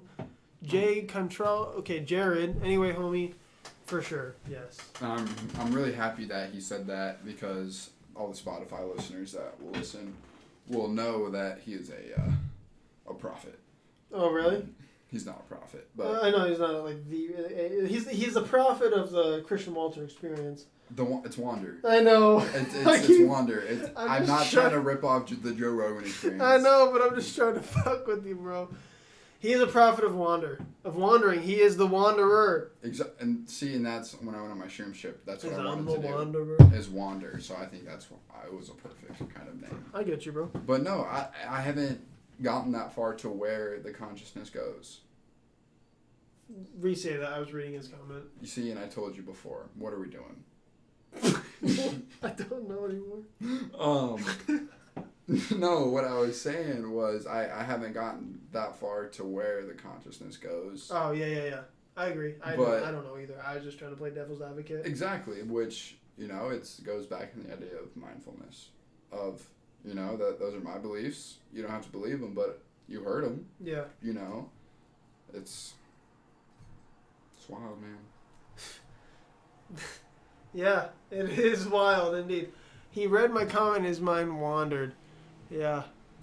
Really wandered. I'm a wanderer. Wanderer. I mean, I think we did another 25 minutes. I think that's a good kind of stopping point. Yeah, you got a lot of footage to edit, bro. I don't know if you're going to edit it, but you got a lot of footage to watch. It's just going to be raw. Just raw footage. You got a lot of audio to link up with the footage, at least. When I put it on... Well, it's just live on Twitch. I'm not going to put it on YouTube. Oh, you're just going to do like a VOD? I'm just going to do like, not a VOD, but I'm going to upload this audio. Yep. Just raw audio. Just to Spotify. Just to Spotify. I mean, right it might sound like shit. It's going to be pretty echoey, I reckon. Probably. But fuck it, dude. That's why we... Okay, so... Well, you know, I tell you what. Let's finish these beers, and then we'll cut it, okay? That's what we'll do. Okay, so he says so many people aren't even willing to listen to other people's ideas. Facts. You have to go start the whole podcast from the beginning. Yeah. Because we talk about that a lot. Yeah, the open discussion ideas. I know that's why I wanted to bring Zach on this podcast, is because we've had an open discussion of these ideas before, and I felt like we needed to reiterate those ideas and expand on them. Yeah, I agree. I mean, I've played with the idea of having some sort of maybe a podcast, but just some sort of a format that allows open discussion of ideas, because I think the best thing that anybody can do ever is talk about ideas without being fucking assholes to each other.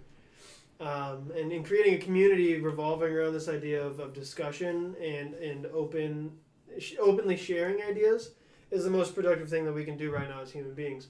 If we can openly share ideas and talk about them, like, that's what the internet's for. Like, the internet is fucking built so you can just learn anything. Literally. So why get on the internet and be like, fuck you, I don't want to learn this because it's literally not what I believe in. What sense does that make? Like, it exists. This information you're reading exists because other people believe it. So fucking read about it and incorporate that into your life and say, you know what? This might actually change my life for the better. Yeah. So getting off topic here, this is one of the... We pretty much talked about everything on this list except one. What's that? I haven't looked at the list since we started. Yeah, neither have I. But just now I've started checking them off in my head. I really wanted to cover this because I think it's a problem going on right now. Okay. Drugs. Drugs is a problem. It is. As in, you are addicted to drugs. Whatever you want to think, man. No. I do not, Christian, I do not believe you're addicted to drugs. I'm not. So thank you. I said it for the clickbait. Now you can get on there and be like, clickbait, Christian's addicted to drugs. And then when they watch it, they find out I'm not addicted to drugs. Yeah, exactly, yeah. No. After an hour and a half of fucking video. It's at the very fucking end. That's true clickbait right there. Yeah, and then you put on like 10 ads. You don't have to watch ads, bro. No, what I want to go into is, hold on, before we go into drugs, we're still on the topic. Some of my best friendships are made through discussions or different ideas and how we understand each other more thanks to it. Understanding is so key. Like we mentioned before as well, we talked about how us as a society should be more open-minded because it could solve a lot of problems. Yeah. We're not going to go into that again because we talked about it for a fat minute. Yeah. We should. But I want to talk about drugs because I think it is a problem going on right now. You know, people are being incarcerated. I want to use a big word for drugs. Incarcerated, bro. Yeah, for sure. They are, you know, it's really bad because back to the Midnight Gospel, they talk about how the opioid epidemic. Episode 1. Yeah, episode 1, how marijuana could literally solve that. Yeah. And I believe that it could, for sure. It's like coming down, not really coming down from a bender, I guess, but it's more of, I guess, not learning how to cope, but the whole thing is, why isn't marijuana legal? You know, it helps with so many different things. Because the pharmaceutical industry has too much money to make. There it is, folks. Without Wanders ended. This comes from a pharmacy technician. I work in the pharmaceutical industry. There's so much money to be made in pharmacy that if If we legalize marijuana federally, there will be a lot of money lost to for Purdue. Purdue is a huge opioid producer. There's actually a Netflix documentary out about Purdue Pharmaceuticals and really? how in I think in Kentucky. I might be wrong. You got to watch it, but they basically enabled thousands of opioid addicts by selling their product through to pain clinics. But yeah, basically, I mean, shit, on average, my pharmacy is small. We're a small pharmacy, and on average, per day, we probably spend, and we're in a low right now. We're in a low off season because of COVID, right? On average, we spend probably $15K on drugs a day. Wow. Think about your average Walgreens. They probably spend closer to $50K a day in drugs. And so on. That's a guesstimate. I've never worked at a Walgreens, so if you work at Walgreens, educate me. But I assume your volume of work is much larger, far than greater yours. than my own at my job. So I assume your daily costs are far greater than my own. But yeah, there's so much money to be lost if marijuana is legalized. Money to be lost in privatized business. If marijuana is legalized, then states can make a lot more money for their own use. So it's federally, and on a humanitarian scale, it's far better to legalize marijuana. But on a privatized scale, there's a lot of money to be made by keeping marijuana illegal. And that's the whole thing of Colorado's booming right now. Booming. Business is booming. Booming, baby. Just because they literally tax the shit out of that. Yeah, They fix their roads. They make everything look spectacular. They have built entire elementary schools off taxes off from weed. of weed taxes. Yeah. Isn't that just wild? And it's yeah, and we live in Nebraska, bro. What a shame. What a shame. No, dude, it's crazy because of the fact that you could tax it, so it's a win-win scenario. Yeah. And they're making it a Look, win-lose. I get high, your child gets a school. What is to be lost there? Nothing. Nebraska? With Pete Ricketts, bro. Peter. I don't know, dude. It's the whole thing behind drugs is there's no point for people to be put in jail for marijuana because it makes them feel good. I'm sorry. Alcohol makes me feel like shit. It's fucking legal, dude. They tax the shit out of it. It's literally poison. What's incredible is that people who get charged with DUIs face less serious charges than somebody who gets caught with less than a gram of weed. Really? Mm-hmm. Yeah, you get pulled over for DUI, pay $750, go on your way. Second time you get pulled over, maybe a night in jail. You get pulled over one time with a gram of weed, you could be sent to prison. In states that it's not decriminalized. Correct. Yeah. Jay, you said and keeping people sick. That's also hugely true as far as a business model goes. Those pharmaceutical companies want people to keep using their drugs. That's why addictive chemicals are used to treat pain, because pain is one of the most intense feelings humans can feel. And treating it with an addictive chemical reinforces that and makes it so that people want to keep using it to treat their pain. Did you know that when you get a hangover, it's your body becoming addicted to alcohol? So it's literally your hangover. That's why you take the hair of the dog to fix your hangover. Yeah. Because every molecule in the liquid of alcohol is poison. Yeah. You're drinking it, and since you're consuming so much in these little molecules of this liquid, your body is becoming addicted to it. So when you get a hangover and you're throwing up and you're having the shits, it's your body getting rid of this poison inside of you, so you don't become addicted to it, and people just continue to fucking do it, and it's legal. Yeah, I mean, but there's just as there's a lot of money to be made by not legalizing cannabis, there's a ton of money to be made in keeping alcohol legal. Yeah. That's why, when Prohibition came around, people were there's a reason people like alcohol, because it numbs pain, right? But there's so much money to be made. There are businesses that produce alcohol who make so much money that they can afford to lobby against measures that limit alcohol production. Exactly. And that's literally so true, right, in the sense of what you're selling poison, and that's why I didn't. I mean, But it tastes damn good, oh, brother. it makes you feel good, right?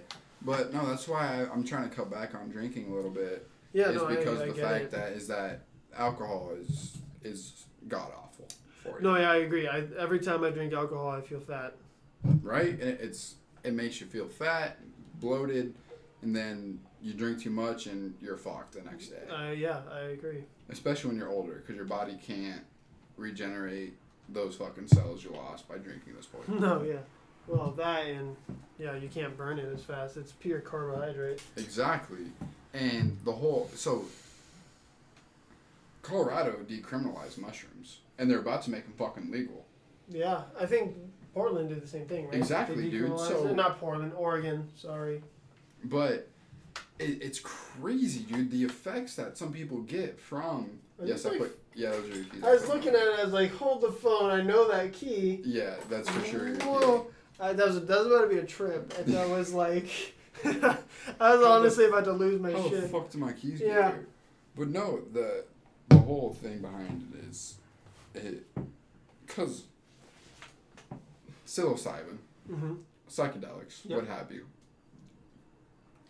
Us intellectuals out here, psilocybin. No, it literally unlocks these brain paths in your brain to think a different way. Yeah. And I think, there's studies that microdosing helps Mm-hmm. a ton of things, Yeah. pain, disease, trauma, Depression.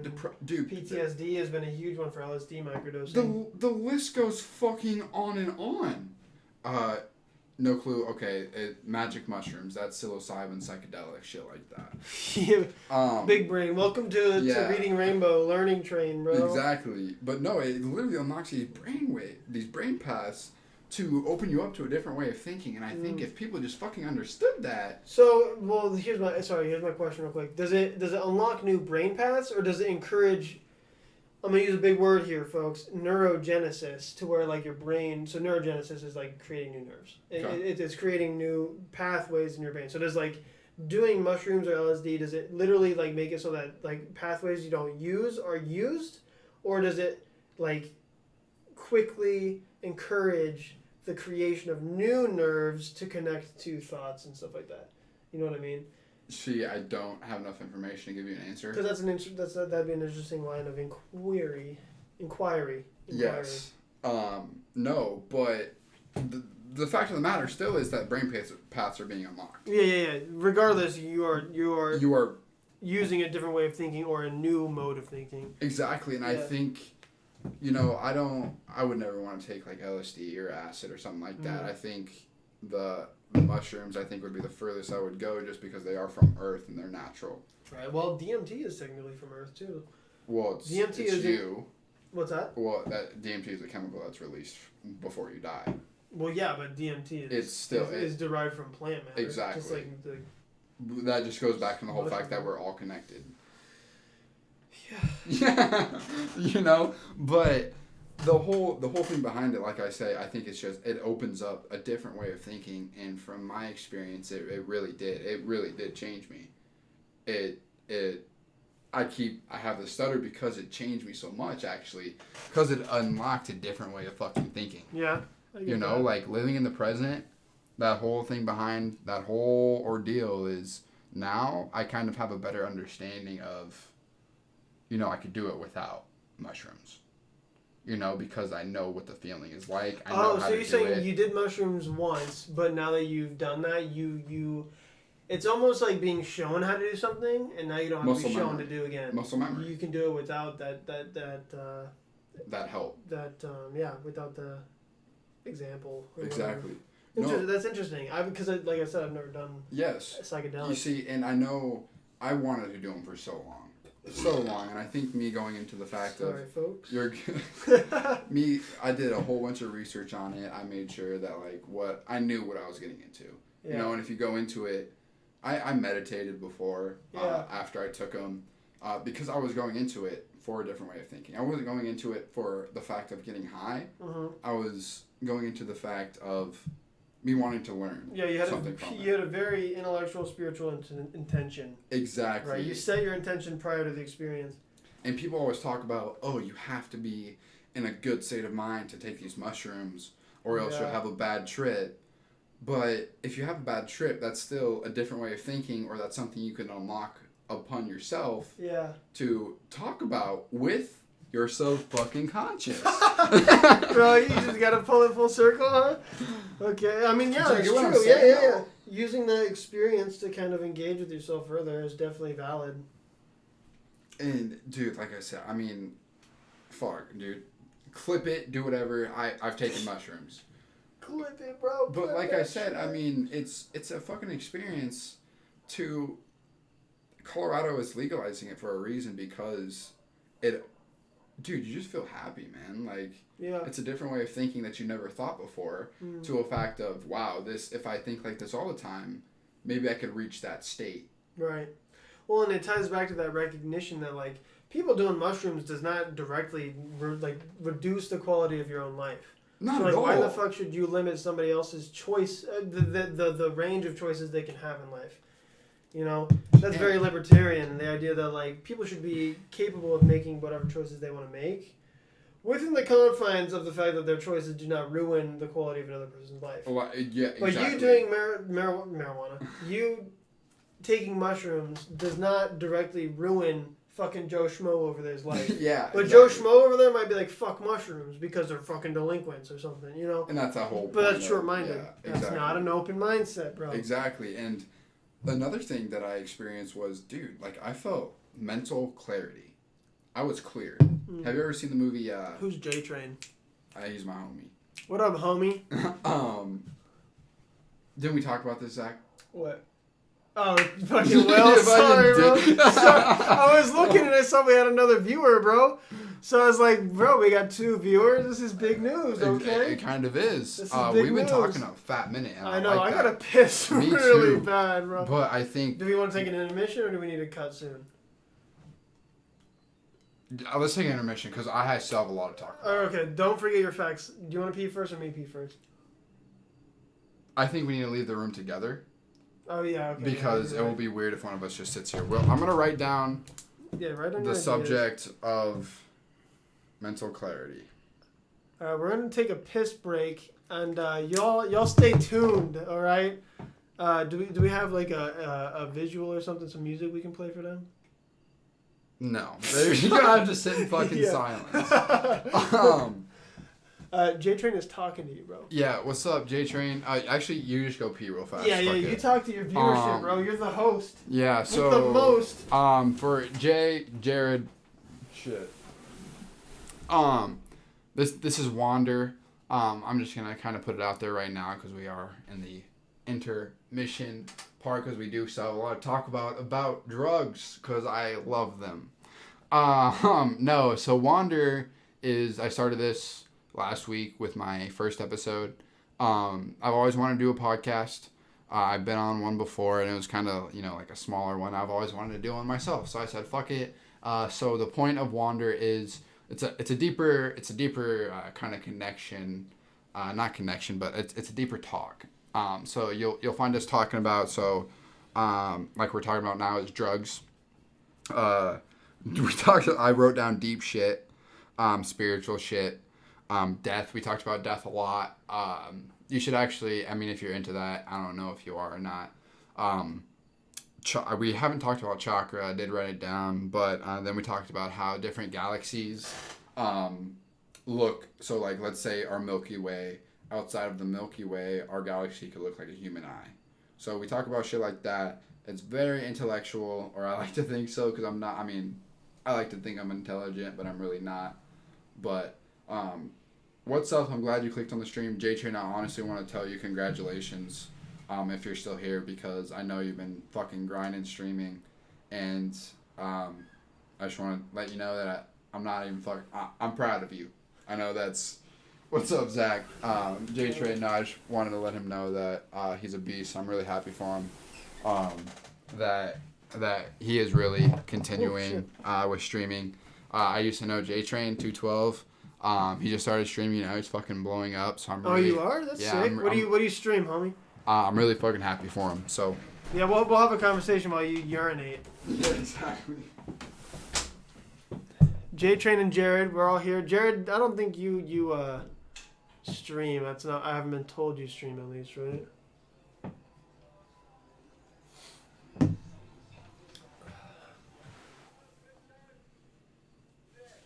Oh, Rainbow Six? Okay, back in the day. That's cool.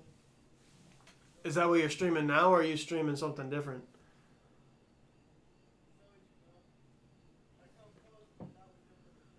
And Jared said he used to be a streamer. That's how you met. That's cool. Dead by Daylight. That's the shit where like you can play as the different like murderers or horror movie guys, right? I haven't played that game, but I think that's what it is.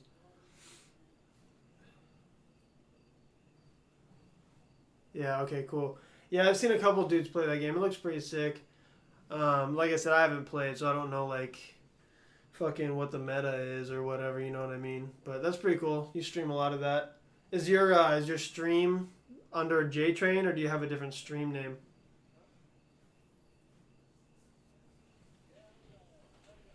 It's the same. Yeah, that's cool.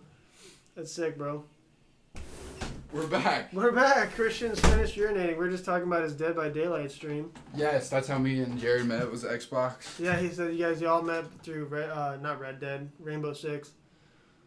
Yeah, I'm gonna have to cut the pee break in the Spotify. Yeah, version. that's cool. We're back to We are the back. podcast. I feel better than I peed.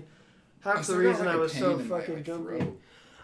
Do you have the Rona, Christian? No, dude, it's not even like my throat is in pain. It's like it's a sharp pain like right here. I think you should take another drink of your beer. Mine's about out, huh? That's alright. No, what I was talking about was mental clarity. Mm-hmm.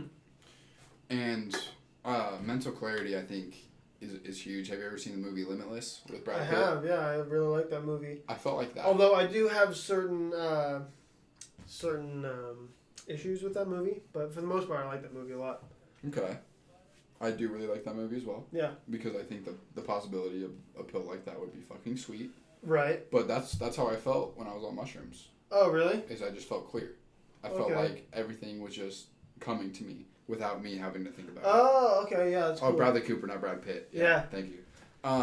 But no, it's because I mean, before Spotify listeners come at you, that's true. No, what I'm trying to say is, before I say anything, it's back to the point of open-mindedness. Before I say anything, this is my experience. If you knock my experience, fuck you. This is what I felt. So if you believe any different, congrats. But at the same time, we will acknowledge Exactly. your other perspective, because that's the theme of today's episode. Exactly, but Not sponsored by Bubbly. Yes, that's exactly. your beer. Fuck. I'm just saying, like, this is how I felt. Yeah. So you getting fidgety, huh? No, I don't know. Maybe I just like to have something in my hands. Exactly, I feel that. But no, what I'm trying to say is, If you know what I mean, gamers. stroking the flowers. Yeah. No, what I'm trying to say is, I just felt clear, and I felt like I could judge people's movements and what they were gonna say. I felt like, because you know how I was talking to you about how I get deja vu so frequently. Yeah. I've been getting it a lot lately, to where I know it's coming.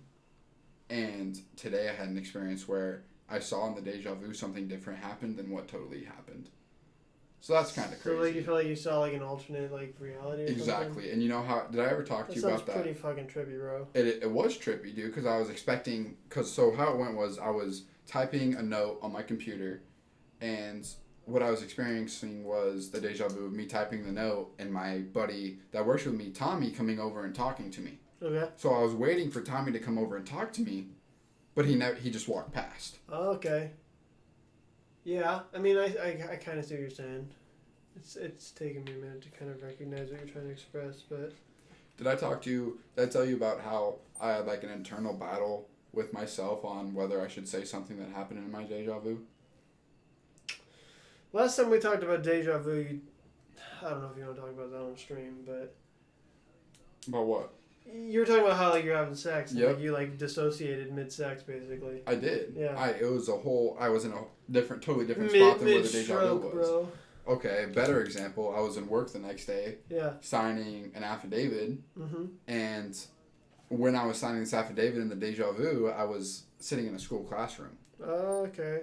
So the whole point I'm trying to make is I felt like I knew what was going to happen when Yeah. I had this mental clarity. Like, But you weren't high at this time, right? What do you mean? Like I was for sure on mushrooms. like at Not work. when I had my deja vu. I was gonna say at work. No, Or I wasn't no? on mushrooms Okay. at work. In case anybody from work is watching. Yeah. No, when I was on them, because I've only ever done them once, and I felt like I could judge what people were gonna do or say, Yeah. and it was fucking insane. And now I'm starting to get into the sense of me being able to do it without being on mushrooms. There was one time the other day I knew what somebody was gonna text me, Yeah. and then as soon as I thought that thought, they texted me exactly what I thought in my fucking head. Yeah. Whether it was, a repetitive text that I got, I like to believe that I just fucking Yeah. they saw the future. Right. No, I mean I get that. There definitely is like that fine line to draw where you're like, well, am I precognitive or am I just like so used to a certain pattern that I'm expecting it? You know what I mean? There's definitely a line to be drawn there, like something to be conscious of, you know. For sure, but the whole, like I said, I mean, it's just I feel energy.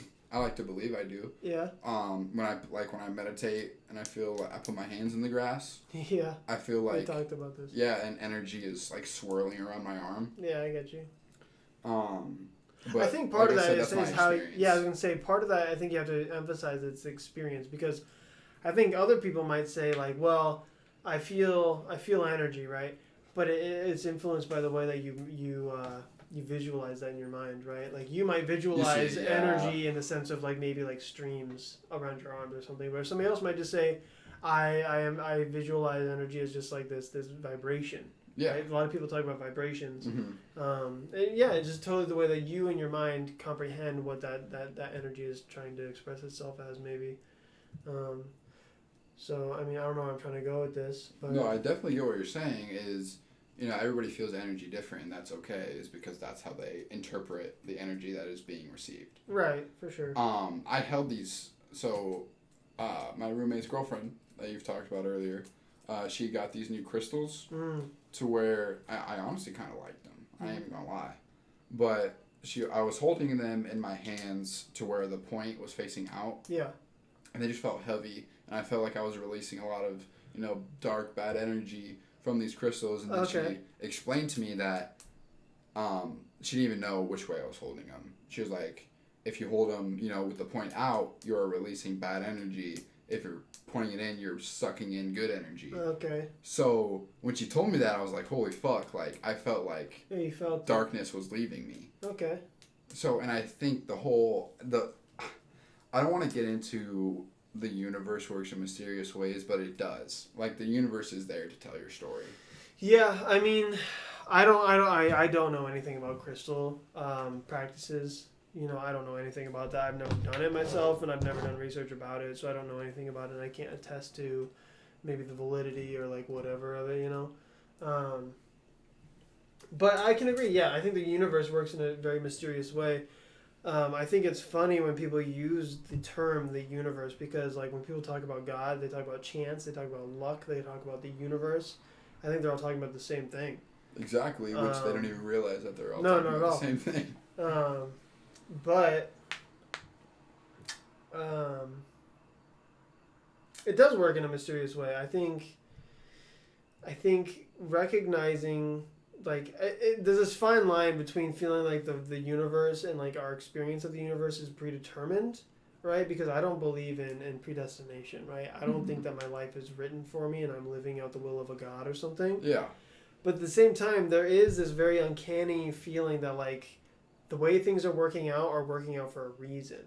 You know what I mean? There's this weird line there where it's like, I don't think things are pre-written, but I think the reason things are happening the way they are is there is a very distinct reason for it. For a reason. You know, there's a reason behind it. And maybe there is some sort of significant difference between those two feelings. Maybe not. I might not just be educated enough to think about it in that sense. But like, I would like to say there is a difference between believing that my life is pre-written and believing that the current course of my life is for a certain end. You see, and I think that brings into the point of living in the present of your life isn't predestinated. Yeah. It's you're writing your own path. Lil Uzi Vert said it best. This is my world, so it will work out in my favor. Yeah. That's what I like to believe. Okay. So I am going to make my own path.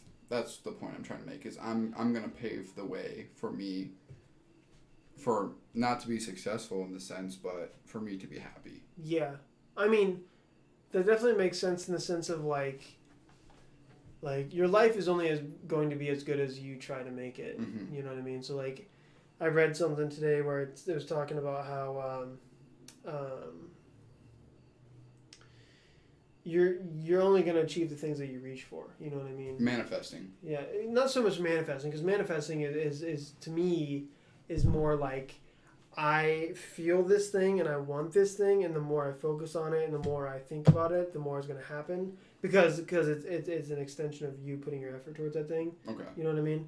I'm thinking about more in terms of like, and I guess it is similar actually, because putting effort into something and expending energy towards a goal, right, is the only way you're going to achieve something. Mm-hmm. You know what I mean? And Exactly. you're not gonna achieve anything unless you specifically try to do that. Exactly. Is being successful happy? See, Isn't that's being what successful happy? I It was just depends on about what to your talk definition of success is, my guy. So okay, exactly. So I kind of I read that while you were talking, and I was like, Yeah. okay, this is the next point. We're gonna go over it because I really like that question. Because yeah, I guess maybe let's talk about what is our idea of success. What's okay? We'll start with you. What's your idea of success? My idea of success changes a lot, actually. For a long time when I was younger, I'd never, ever considered monetary values as a part of my ideal of success. I never thought about money when I thought about success. Well, I mean, I'm not trying to put you under the bus, but you for sure didn't grow up with a lot of money. No, correct? no.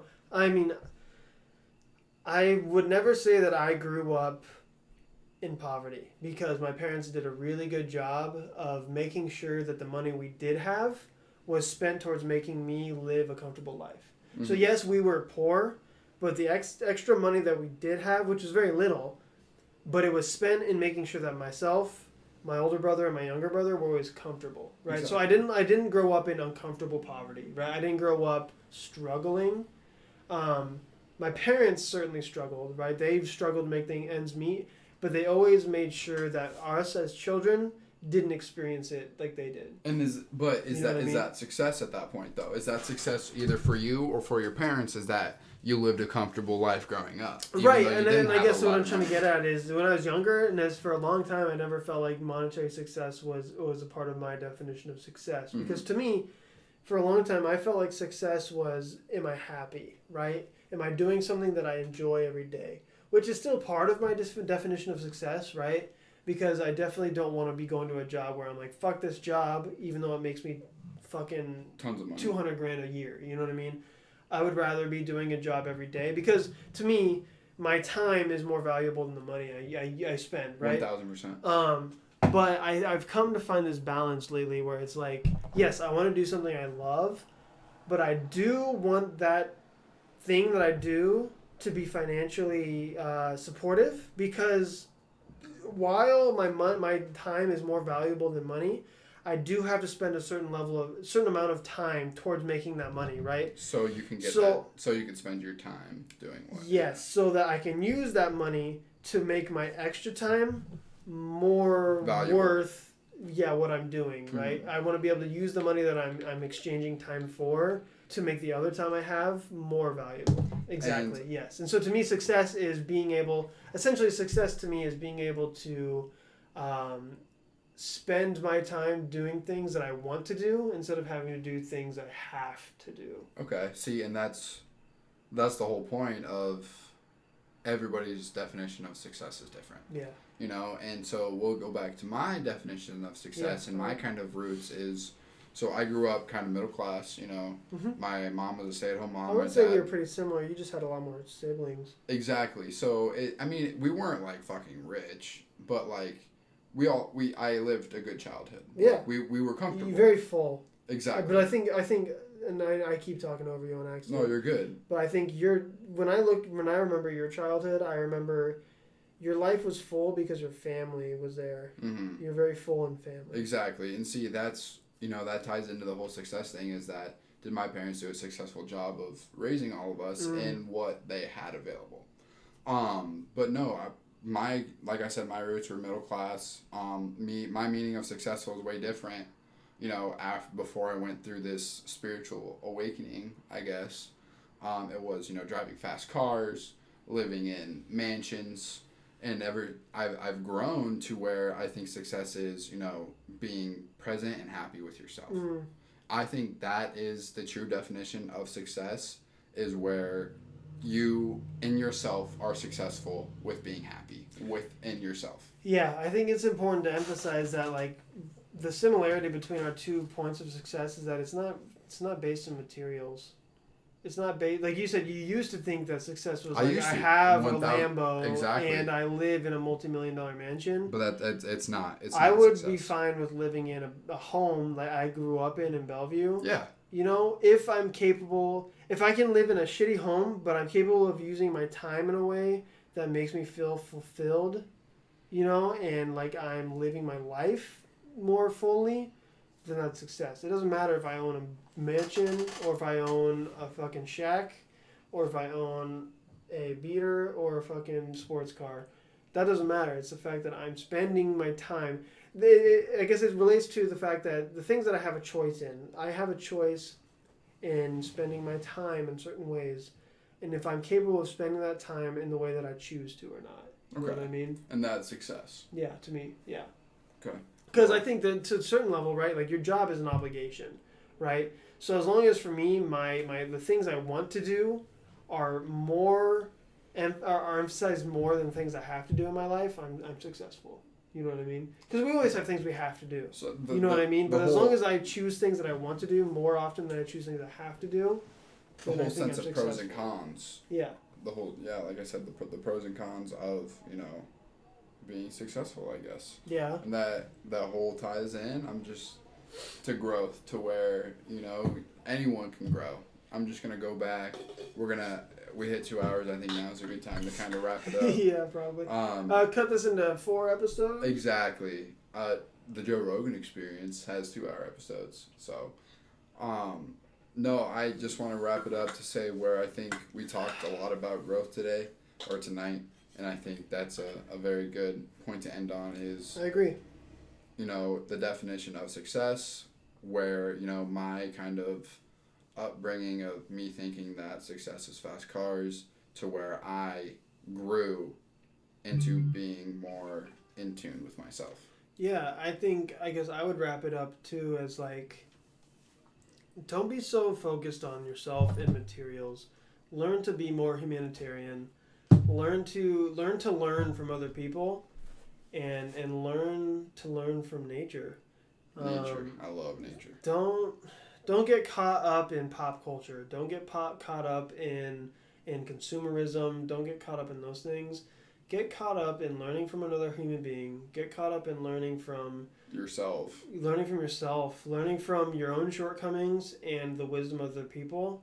And you're going to be far better off than that guy next door who has a Lamborghini but is lost as to what his direction in life is. Exactly.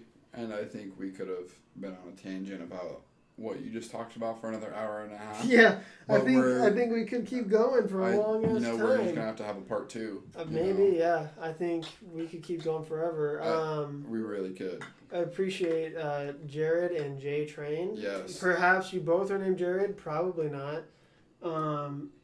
But I appreciate your guys' input. Appreciate your guys' commentary and your questions, as well as your contributions to today's podcast, today's episode. Yes. Of Wander. Every Friday, 8 p.m. Thank you for plugging my podcast on my podcast. I don't have anything to plug. I couldn't have said it better myself. I really appreciate you being on here, Zach. Yeah. We're gonna have to do it again. I'm sure you will request that I come back, and I'll Will have you to talk accept to, the I'll have to request? talk to my agent about whether or not I'll be available. Oh, is that right? Yeah. Because this is just gonna blow up. Yeah. After this episode, They're gonna I make a will midnight fucking gospel Yeah, episode about yeah. it. After this episode, I'm definitely gonna be on the Joe Rogan Experience, which means I'm gonna be on like, everything else. All right.